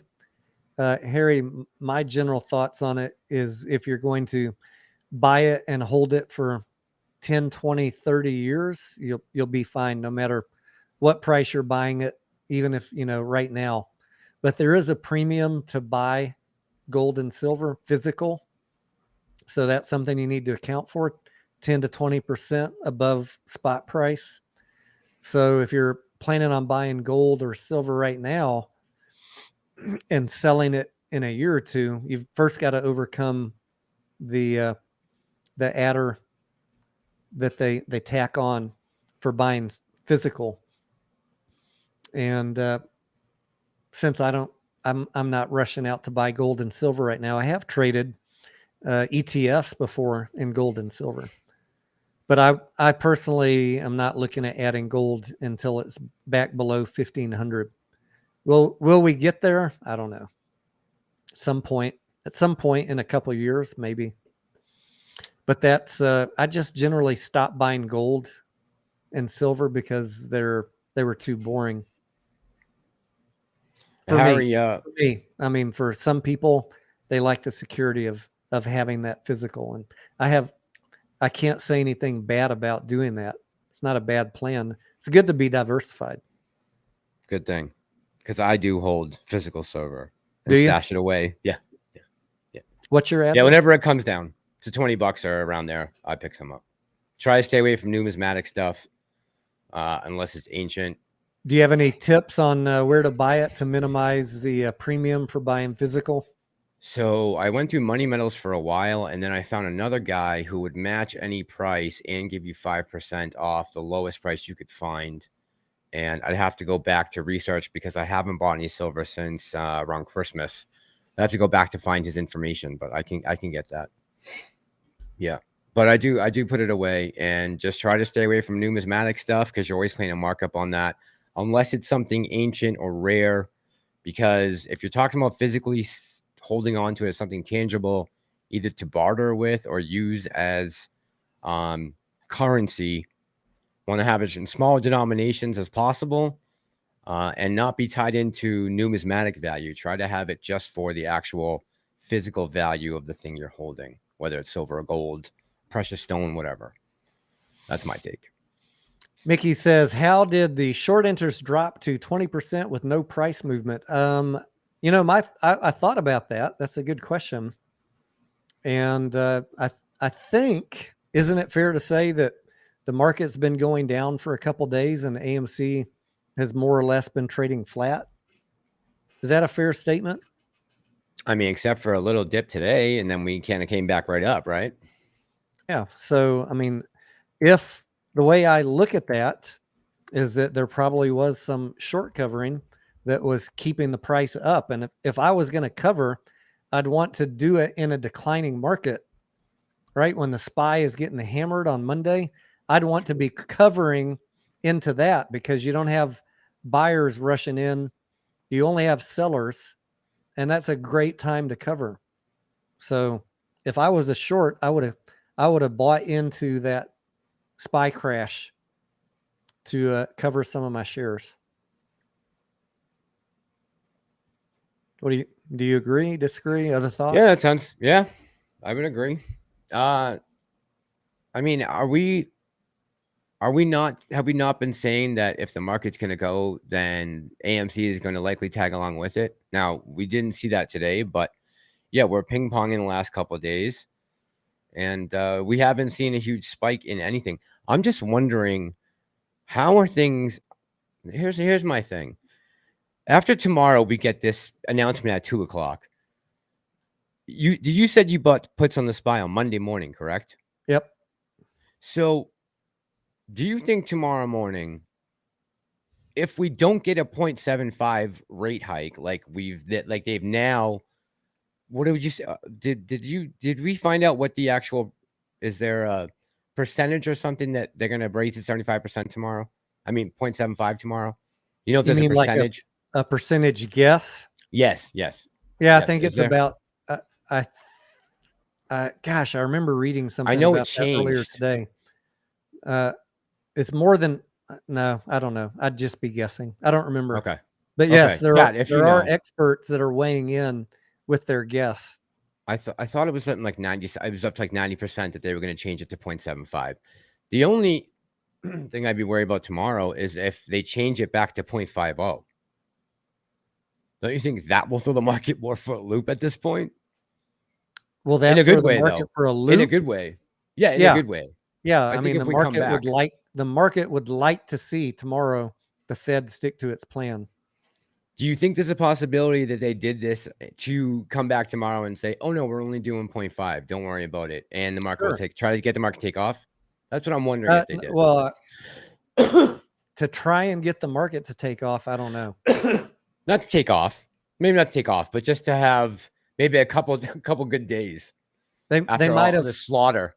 Yeah, Powell might have floated that little. We might think about 0.75 just to take a little more heat off the market. KC says I tweeted out the answer for the short interest percent drop today. It had all to do with SLV. security lending volume. They borrowed shares to reduce short interest and loan shares. We're talking KC about and how you doing, KC? Thanks for KC, how you doing, stopping man? in. Are we talking, KC, about the short interest drop today or the big drop in loaned shares that were not shorted?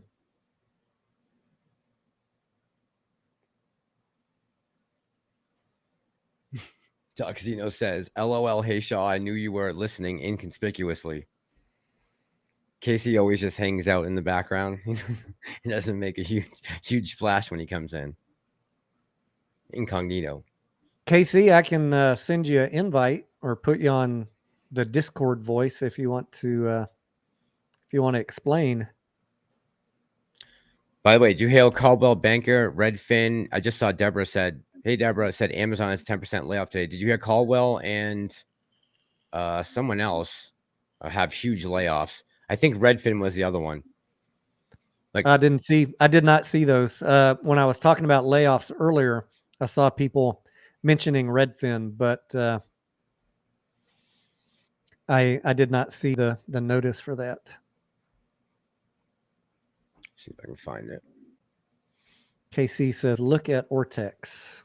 I'm going to pull the Ortex up, KC.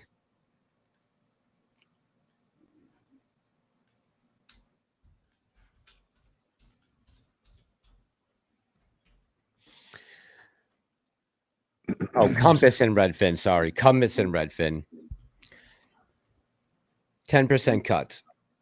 8 and 10 respectively.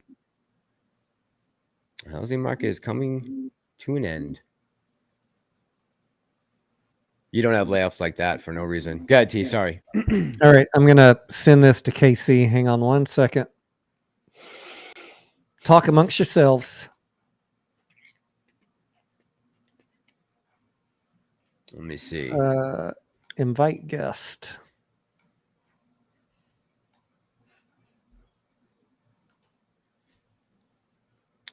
Harry Testicles says, without sounding too prepper, stock up on ammunition and collect a personal seed bank. Both could eventually be used for trade. Man, if we get down to seeds, I'll be having some issues.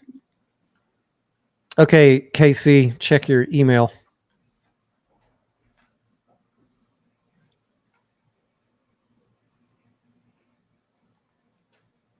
KC coming in hot. Harry said, "Yeah, stock up on ammo and a seed bank." I always joke with people, don't bother stocking up on food unless you're stocking up on ammo also. Seed banks. What does it come to? Feel like I'm in some zombie apocalypse game. 8 Blazing said, if it's a WebEx link, don't click it, KC.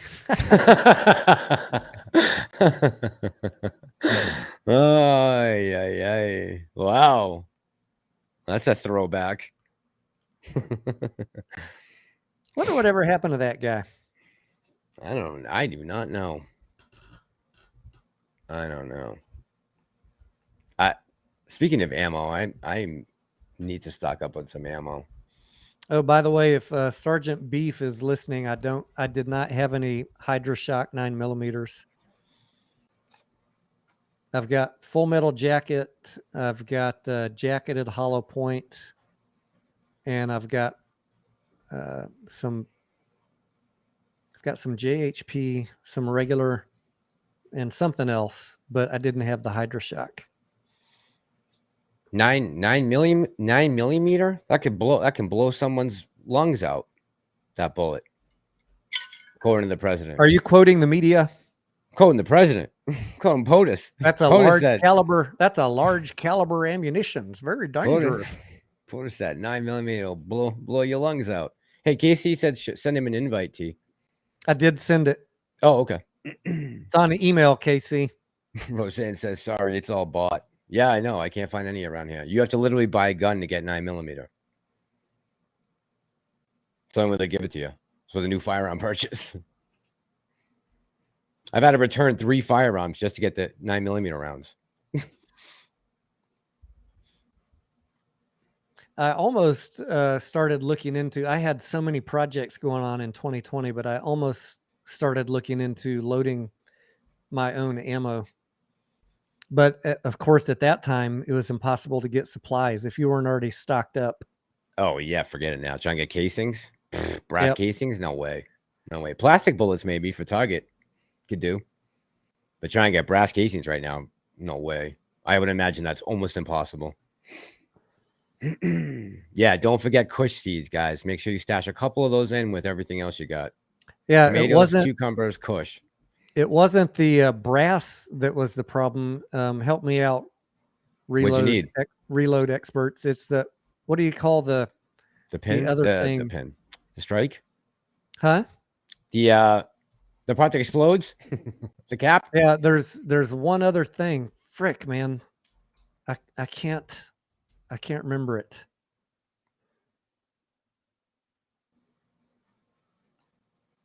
Anyways. Primers. Thank you. Primers. You could not get them anywhere. KC, what's up, amigo? What did I call it? The strike? How's it going, man? It's good to see you. I just realized I had your video playing in the background. I'm hearing double. I was like, what's going on here? I got figured out. Us about some Ortex. What are your thoughts? Go down to the very bottom on the right hand side. You see the key to the bottom side of that that chart there that you've got. You'll see something called security lending volume, and it's the very last indicator. Pull that up, and you're going to see that there's 2 specific spikes that occurred on AMC. There was one that occurred specifically, I think it was on February 7th. a big spike on February 7th. And if you pull up utilization on top of that, you're going to see something really interesting that occurred with that security lending volume with that utilization. They borrowed 70 million shares on February 7th, and that's what caused our utilization to drive up to 100% at that time. Do you remember there was a big jump where we went from 80% to 100% utilization? Yeah. So security lending volume, what that is essentially a type of loan of shares that is not reported on the main market. It's a separate system that's meant for short-term loaning of shares. The interesting thing is that you'll notice that they borrowed those shares back on February 7th, and we've had 100% utilization ever since. The reason for that is because they never returned all of them. They actually kept on. They held on to them. And this whole time. This whole time. This whole time they've been holding on to those. That's why we've had utilization at 100% for so long. So here's the interesting thing. They borrowed 30 million, actually 35 million shares yesterday, right? And then overnight, they dropped 18 million in shares on loan and 12 million in short interest. They closed out 12 million shares worth of short interest overnight.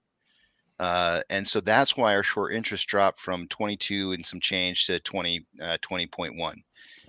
It was because they took those 30 million shares of short-term loaned shares and applied them to shares that were already on loan, both at short interest and just shares on loan. So they basically took a short-term loan and applied it. Now, see, here's the other part that nobody really kind of knows is that while those shares are being utilized, it impacts utilization, as you saw back in February 7th, but it does not change cost to borrow. And the reason for that is that it's a loan that's transacted between two parties, and it doesn't get reported. So therefore, it doesn't show up, and it has its own cost to borrow. So it never shows up on Ortex. You'll never see Ortex jump way up. It's almost like maybe considered as like the dark pools of loaning. And it's between two individuals. So now, if you take that same chart that you've got there at the bottom, Tony, and you expand out to include June and January and include everything, what you're going to see is that you're going to see that during the periods of time just prior to the run up in June and January, security lending volume did the very same similar things, where it spiked up a whole bunch, and then they used that security lending volume to drive down short interest and on loan amounts just before a run. Happened both times. We're seeing a repeat we're seeing single spikes. I don't want to say a repeat because really, if you look at the data that you're seeing right there, you're seeing long periods of time where security lending volume increased. Whereas if you look at current time, we're not exactly seeing quite the same thing. We're just seeing single digit spikes that are happening at all at once. So it's not quite the same, but if you compare and contrast the amounts that are being borrowed currently in these large spikes, it differs in the fact that it's a much larger amount that they are borrowing. That's interesting. I've never pulled up that tab, the security lending volume, these blue bars here before. Learned something new, KC. Thank you. Well, I honestly didn't know what it was either. I had to look it up. We're all learning together, and this is the great thing about this play. I have not met anybody, institutionalists or retail, that hasn't learned something new in the last year, whether they've been trading on the market for 20, 30, 40, 50 years, or just started in the last year. We're always learning something new. KC, do you mind me asking you what was the purpose of them holding on to those 35 million?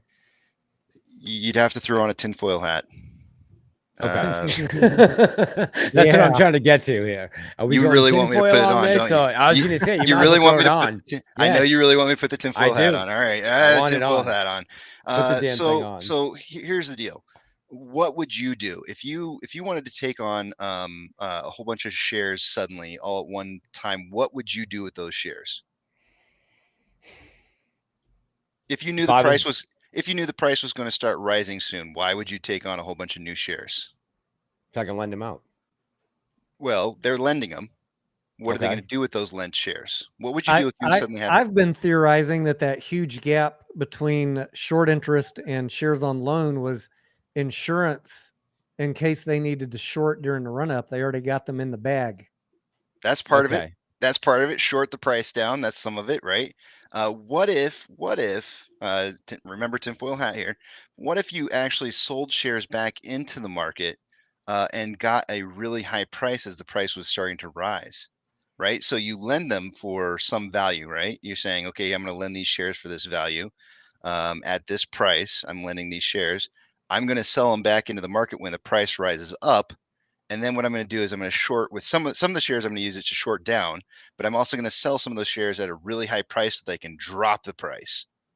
Do you see how where I'm going with this? This is the prime example for why a stock, when it is moving upwards, it comes back down in these big dips. It's not necessarily because retail is selling back into it, but because institutions have actually borrowed shares in advance, knowing price was going to run, selling them back into the market and actually capturing the money before anybody else can, because they're the ones who sell off first. So it's a way to make money.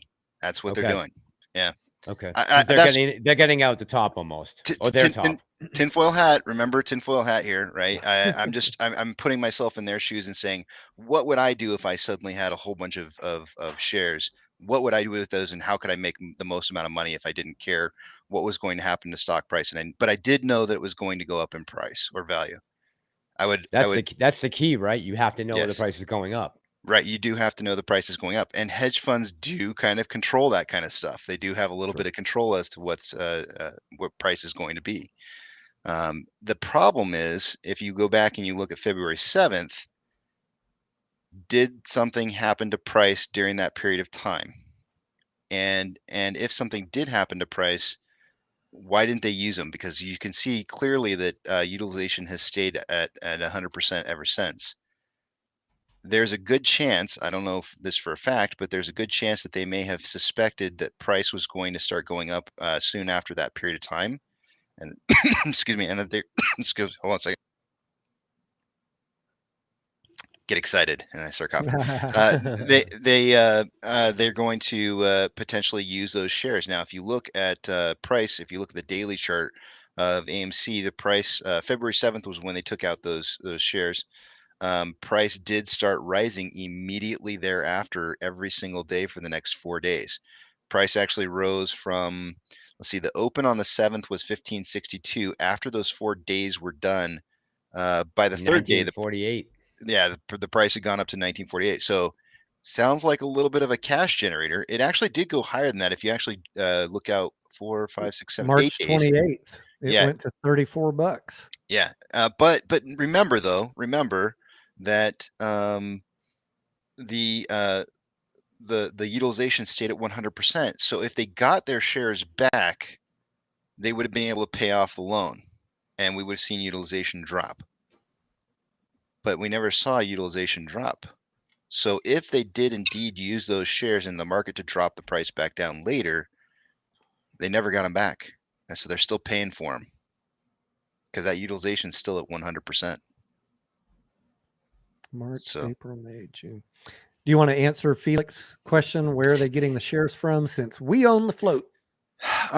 So this is again new territory for me, right? I've never really dived into this. So if you go into something like Investopedia, you type out, I'm doing it right now. Let's see, security lending volume. You can find something on Investopedia that will tell you about what security lending volume is, and there are institutions that lend those shares. I've done a little bit of digging into it, and it's not coming to the top of my head right now, but there is one particular institution that I'm looking for here in my search that does security lending, and I'm not seeing it right now, but you can do a little bit of research on it, and you can dig up a little bit of information about some institutions that will do security lending. I'm not really well educated in this. It's just something that I had to kind of learn on my own, and like we've all done on some of this stuff. So, I'll throw this out there to Felix. We own the float. That line that Adam Aaron used was carefully parsed to say excluding index funds and certain other things. I did a video back in March on this. So we don't own 90% of 514 million, right? That is a misunderstanding of what Adam said. If you go back and watch my video I did in March where I put word for word what he said, he didn't say we own 90% of the 514, whatever it is right now. 516. Yeah. He parsed it. He parsed it. So if institutions own 37% of the float, which they do, and then brokers own a bunch of the rest because they have our shares, and not all of those are in cash accounts, I would say there's easily 250 million shares out there that could be loaned easily. Not everybody has their shares in a cash account. Yeah. So you add up all the retail that are in margin accounts or loanable accounts plus institutions, there's hundreds of millions that could theoretically be loaned out. And then add in rehypothecation. Now you got new shares that were created, maybe doubling the float that could also be loaned out again. I mean, it's endless, the shenanigans they can do to come up with loanable there shares. are limitations. I like to refer to I like to refer to it oftentimes as a balloon. And we just recently heard, and I can't remember the gentleman's name, where he said that there's infinite liquidity that can be. Basically, he's saying there's an endless supply of liquidity, which he's not lying. On here on Earth, we have air everywhere. We all suck it into our lungs, but we can't hold all of it inside of our bodies. So if you're thinking in terms of a balloon, there are limitations to how much of this process that they can borrow these shares and create liquidity before there becomes problems and the balloon breaks and snaps and causes all kinds of chaos. But it doesn't mean that they can't continue to just keep creating liquidity. It's just like, yeah, we got air everywhere. Yep. And you know the signal to know when the balloon is reaching capacity is when you see that cost to borrow going up and up and up. Yes. That means the system is reaching a self-regulating limit. Yes. To where there's physically they're running out of capability to keep doing it. Like look at Redbox for an example. 900% cost to borrow. That shit is hard to borrow.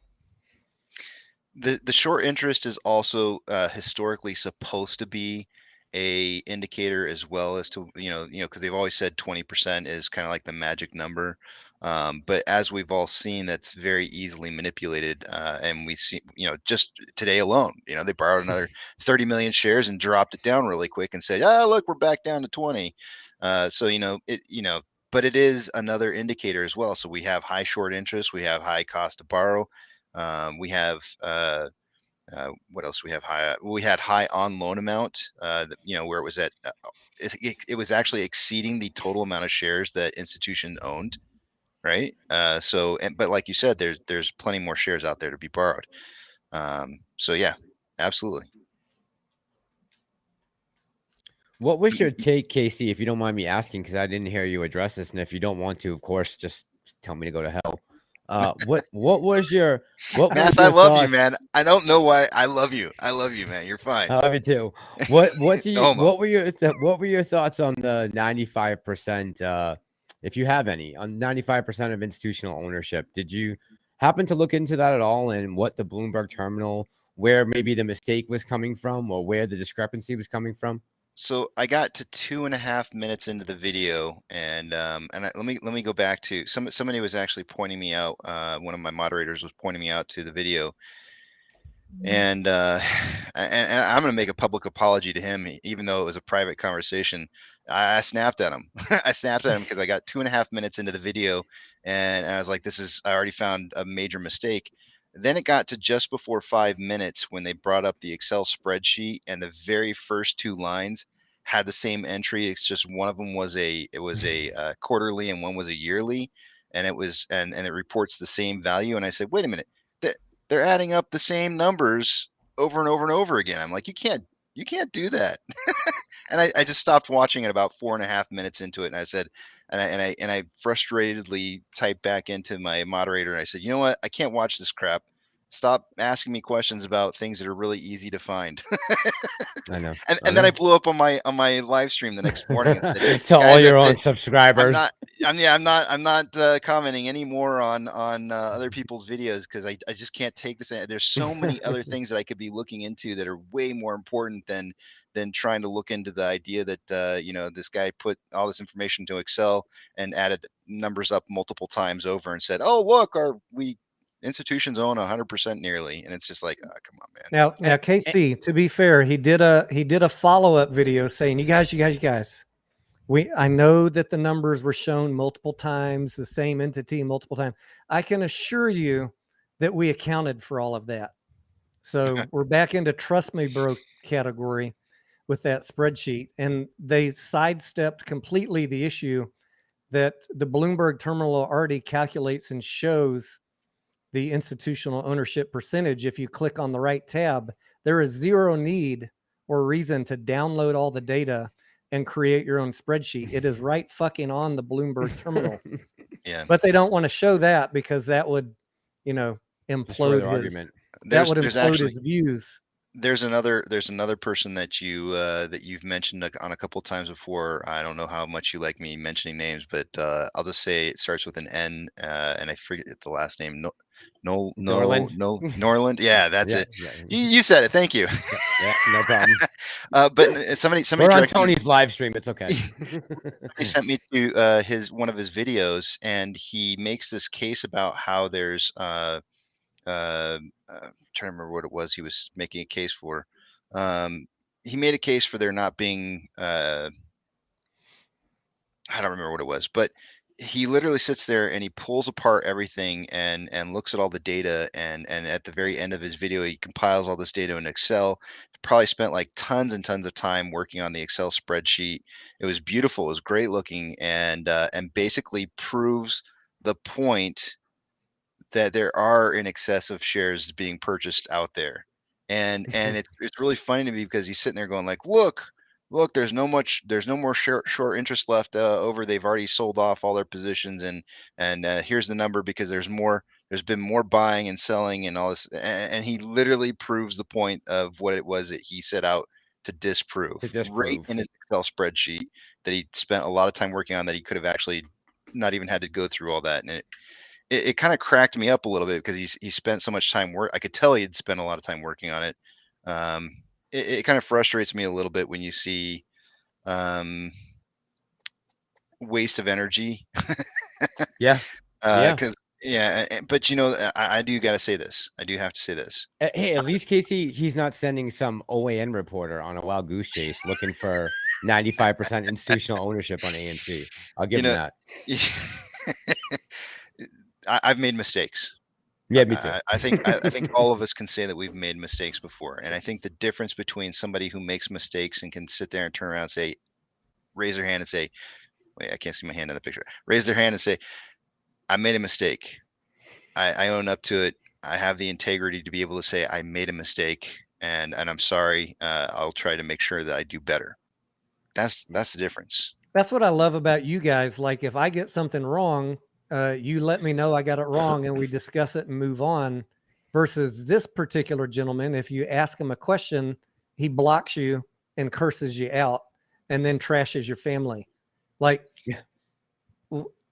if you're confident about your data, you would be willing to have a discussion about it, not immediately block anyone on YouTube, Twitter, everything. Or at least allow for some comments. Yeah, comments. That reeks of cultism, you know, and trying to protect your carefully cultivated clan of lemmings from getting the real information by blocking any sort of questioning of your thesis. All of my comments are always open. I get a lot of hate and a lot of bad comments and a lot of good questions, but I never block people that have a meaningful question, right? Yeah. And that's how we all learn and grow together. So I'd just encourage him to open things up for discussion. If he's really not trying to grift and pull the wool over people's eyes. Engage with the other content creators. Don't mass block everybody. He's blocked everyone except one person. Yeah. Well, me. He didn't block me. Well, he will after tonight. I looked only because I was curious, but I have this like weird policy with Twitter is that if you follow me, I follow you back. But I don't go out and seek out. There's very few people that I've seeked out like Adam Aaron and followed, and maybe Ortex, but I I was typically don't surprised he follow. blocked me because I don't tag people or try and antagonize them. I just put out my own stuff on Twitter. I'm not there to clout chase by tagging other people. I have a point and I make it, and Yeah. whoever's following me can see it. But so I was surprised. I went to go see what he was saying, and I was blocked, which was surprising to me because I've never engaged with them on Twitter. So it is what it is. Yeah. I really just came on here just to kind of throw that out there because I felt like a lot of people were kind of feeling when they saw the amount of shares on loan dip so low, watching it drive from 190 down to 160, or whatever the numbers were. It was kind of scary, I think, for a lot of people, and they were looking at that for those who are number people out there. And I just wanted to make sure that people got a good answer as to what was going on, and I'm not trying to overstep you guys at all here. So you guys put on a great show and or live stream, and I appreciate it. I wasn't trying to overstep at all, but You're thank not you for overstepping anything. I invite you as often as I can. I just neglected to tonight because we put this together at the very last minute, and that usually doesn't work for you and Pantheon when we. And I also was thinking I should invite KC, but he was probably on live 6.5 hours. We said it last weekend. We were like, we should get KC on. He don't want to come hang out with us for 3 more hours. Well, No, I we told you understand. last weekend that I'd be willing to do it this weekend. This is a work weekend for me, so I'll be doing a lot of media. Give us a shout out for your channel for those that are asking in the chat. No. You either find me or you. How do we find you? You either you look me up as K.C. Shaw. I don't know. I mean, you either find me or you don't find me. I'm not here to promote myself, but I do want to. Can I throw one plug in though? If there's one plug I could, if you don't mind, before I leave. As long as it's not a butt plug. No. Oh man, that's like a COVID laugh right there. So sorry. So this is the one plug I'm going to throw. Tomorrow is the last day to vote for the shareholder meeting. And what I want to say is that I'm not trying to influence anybody as to what they're going to vote. I want you to do what it is that you're going to do. Just vote the way that you want to say is this. I've already had 3 different people tell me that their vote has been changed. Please go and verify your votes tomorrow night before you go to bed. Make sure that they didn't change. I had mine changed a year ago. DF King called me up and asked me how I wanted to vote after I'd already voted. I just verified with them what I wanted for votes, and then they sent me a letter in the mail telling me what they had changed it to. And I didn't ask for them to change anything. So please, how are they allowed to do that? votes. How can they change your vote? I've never heard of that before. I've had 3 people now that have told me that their votes have changed. Wow. And you said you said they emailed you to notify you they were doing it, or you noticed no, they it? sent me a letter. They sent me a letter last year and said this is what your new vote is, and it's not. It was clearly not what I had discussed with them on the phone at all. Wow. And so I went online to go check and see, and sure enough, it had changed.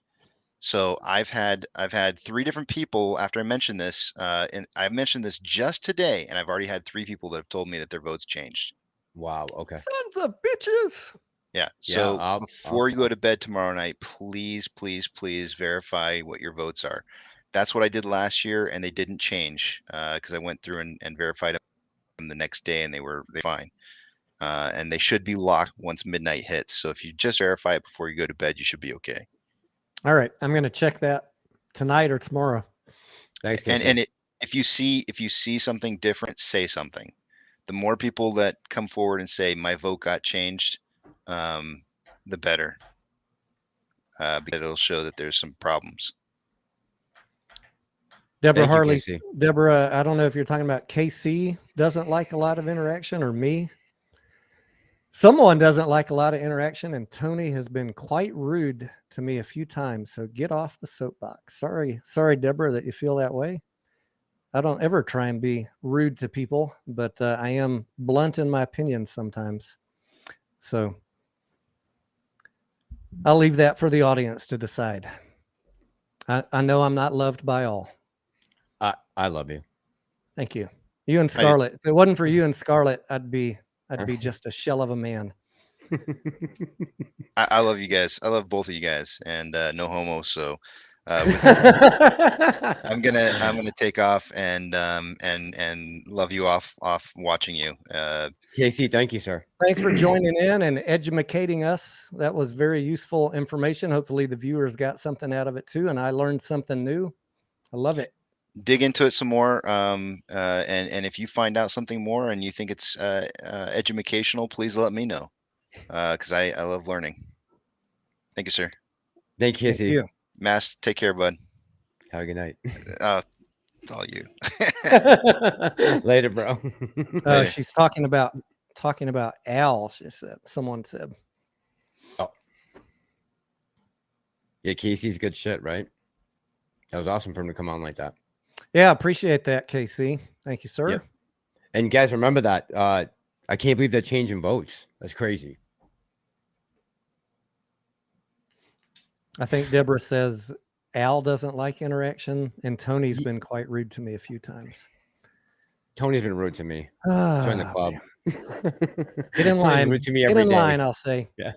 Sometimes my dry, sarcastic wit is taken as rudeness. Yeah. I honestly, I've written down 3 pages tonight. I don't know. I have so much information because the last 24 hours I've been so out of it, but I can't believe they're doing some of the stuff that's going on. I was going to make a, sorry. I thought you no, were, good. Yeah. Yeah. No, I was going to make a post. I was trying to think of what is a good way to say this, but my biggest fault is being bluntly honest. Like I was going to put that in the community tab because I know a lot of people don't like my style. Like I don't sugarcoat shit, not even for Scarlett. I tell it straight up the way it is. And not everybody likes that. And I don't always tell you what you want to hear. And some people hear that as rude, but I'm here giving my time every day to help people.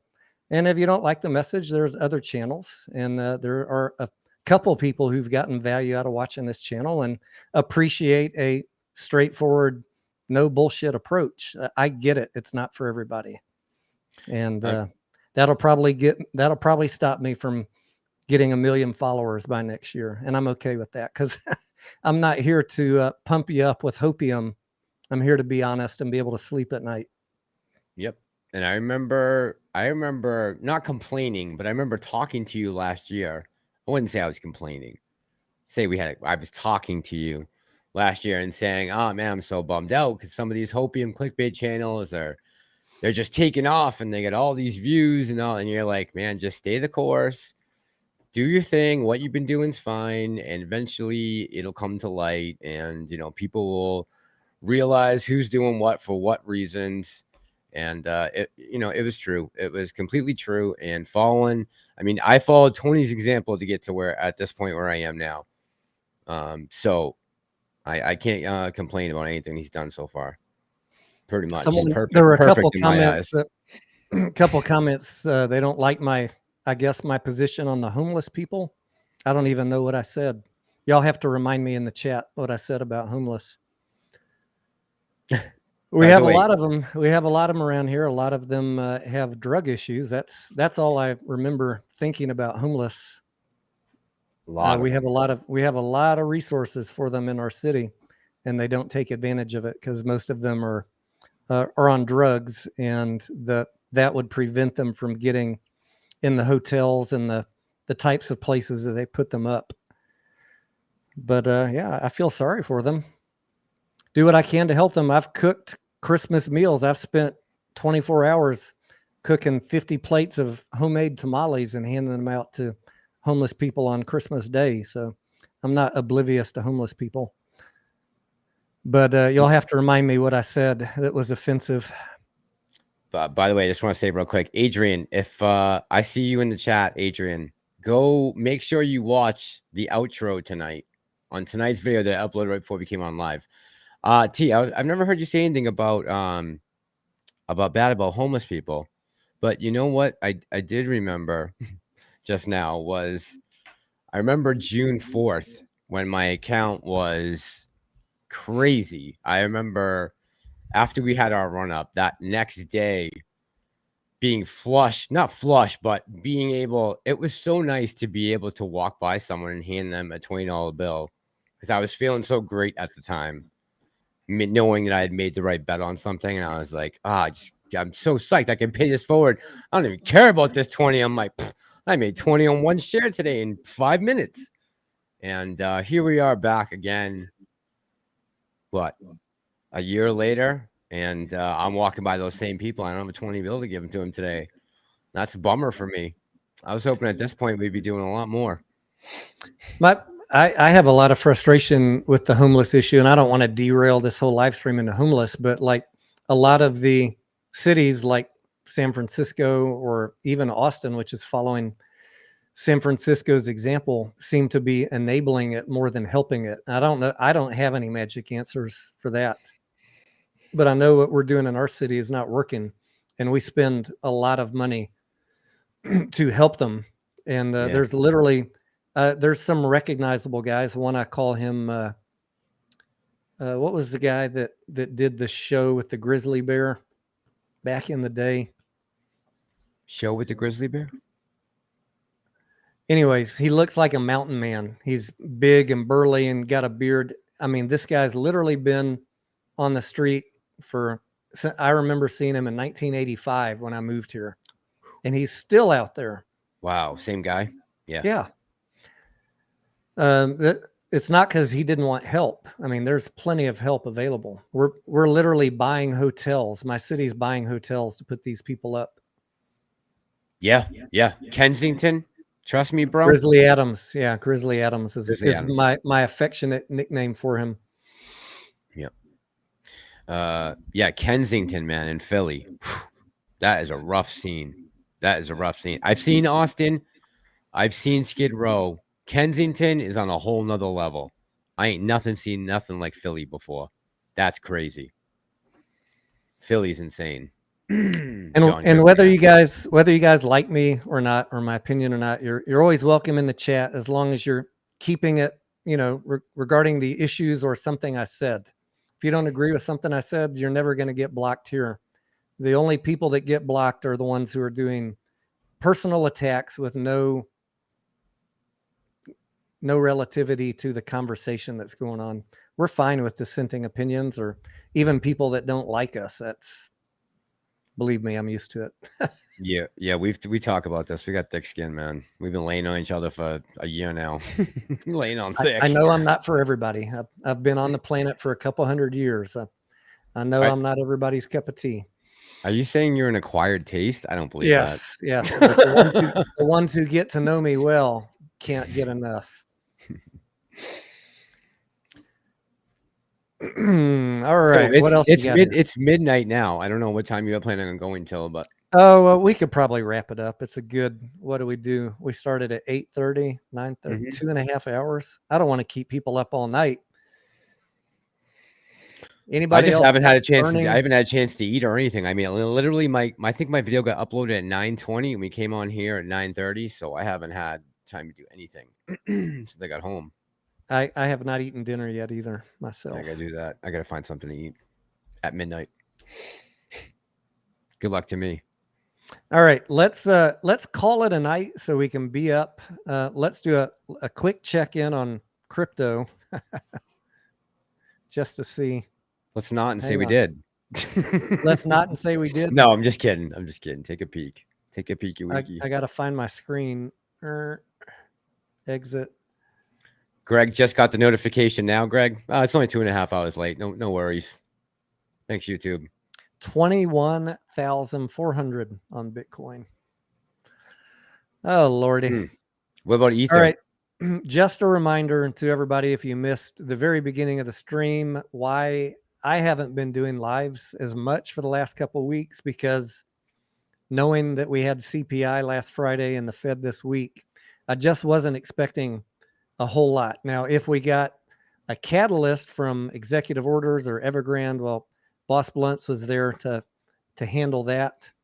I've been using my time productively on other stuff, other videos, and in the Discord. So I'll be live tomorrow for Chairman Powell, maybe in the morning if the morning looks juicy.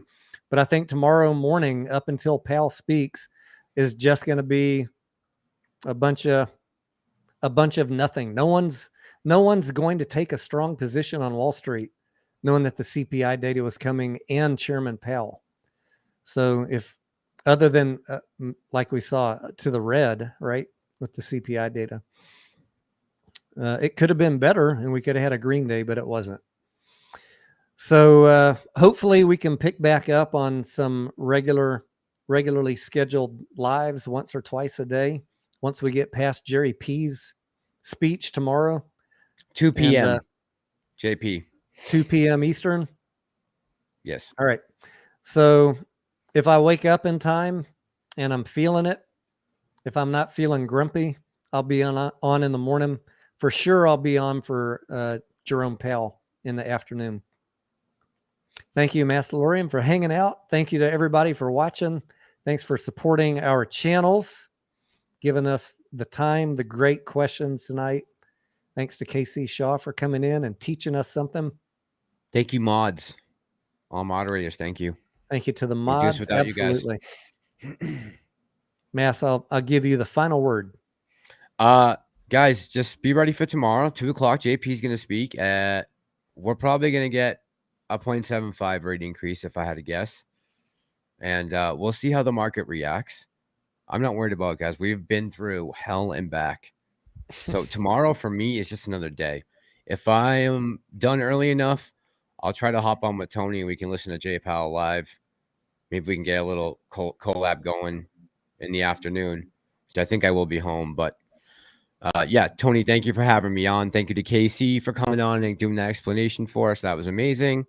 The mods and, Stacia and everyone who made a donation tonight. Thank you so much for helping us out. This isn't a cheap thing to do.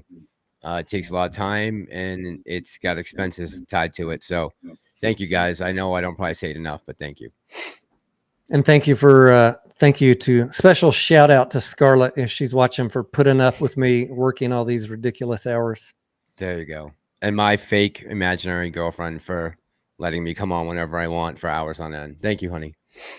All right, let's go. Let's get out of here. I'm out of here. I'm going. All right, guys. Good night. Good night, guys. Have a good night. Love y'all.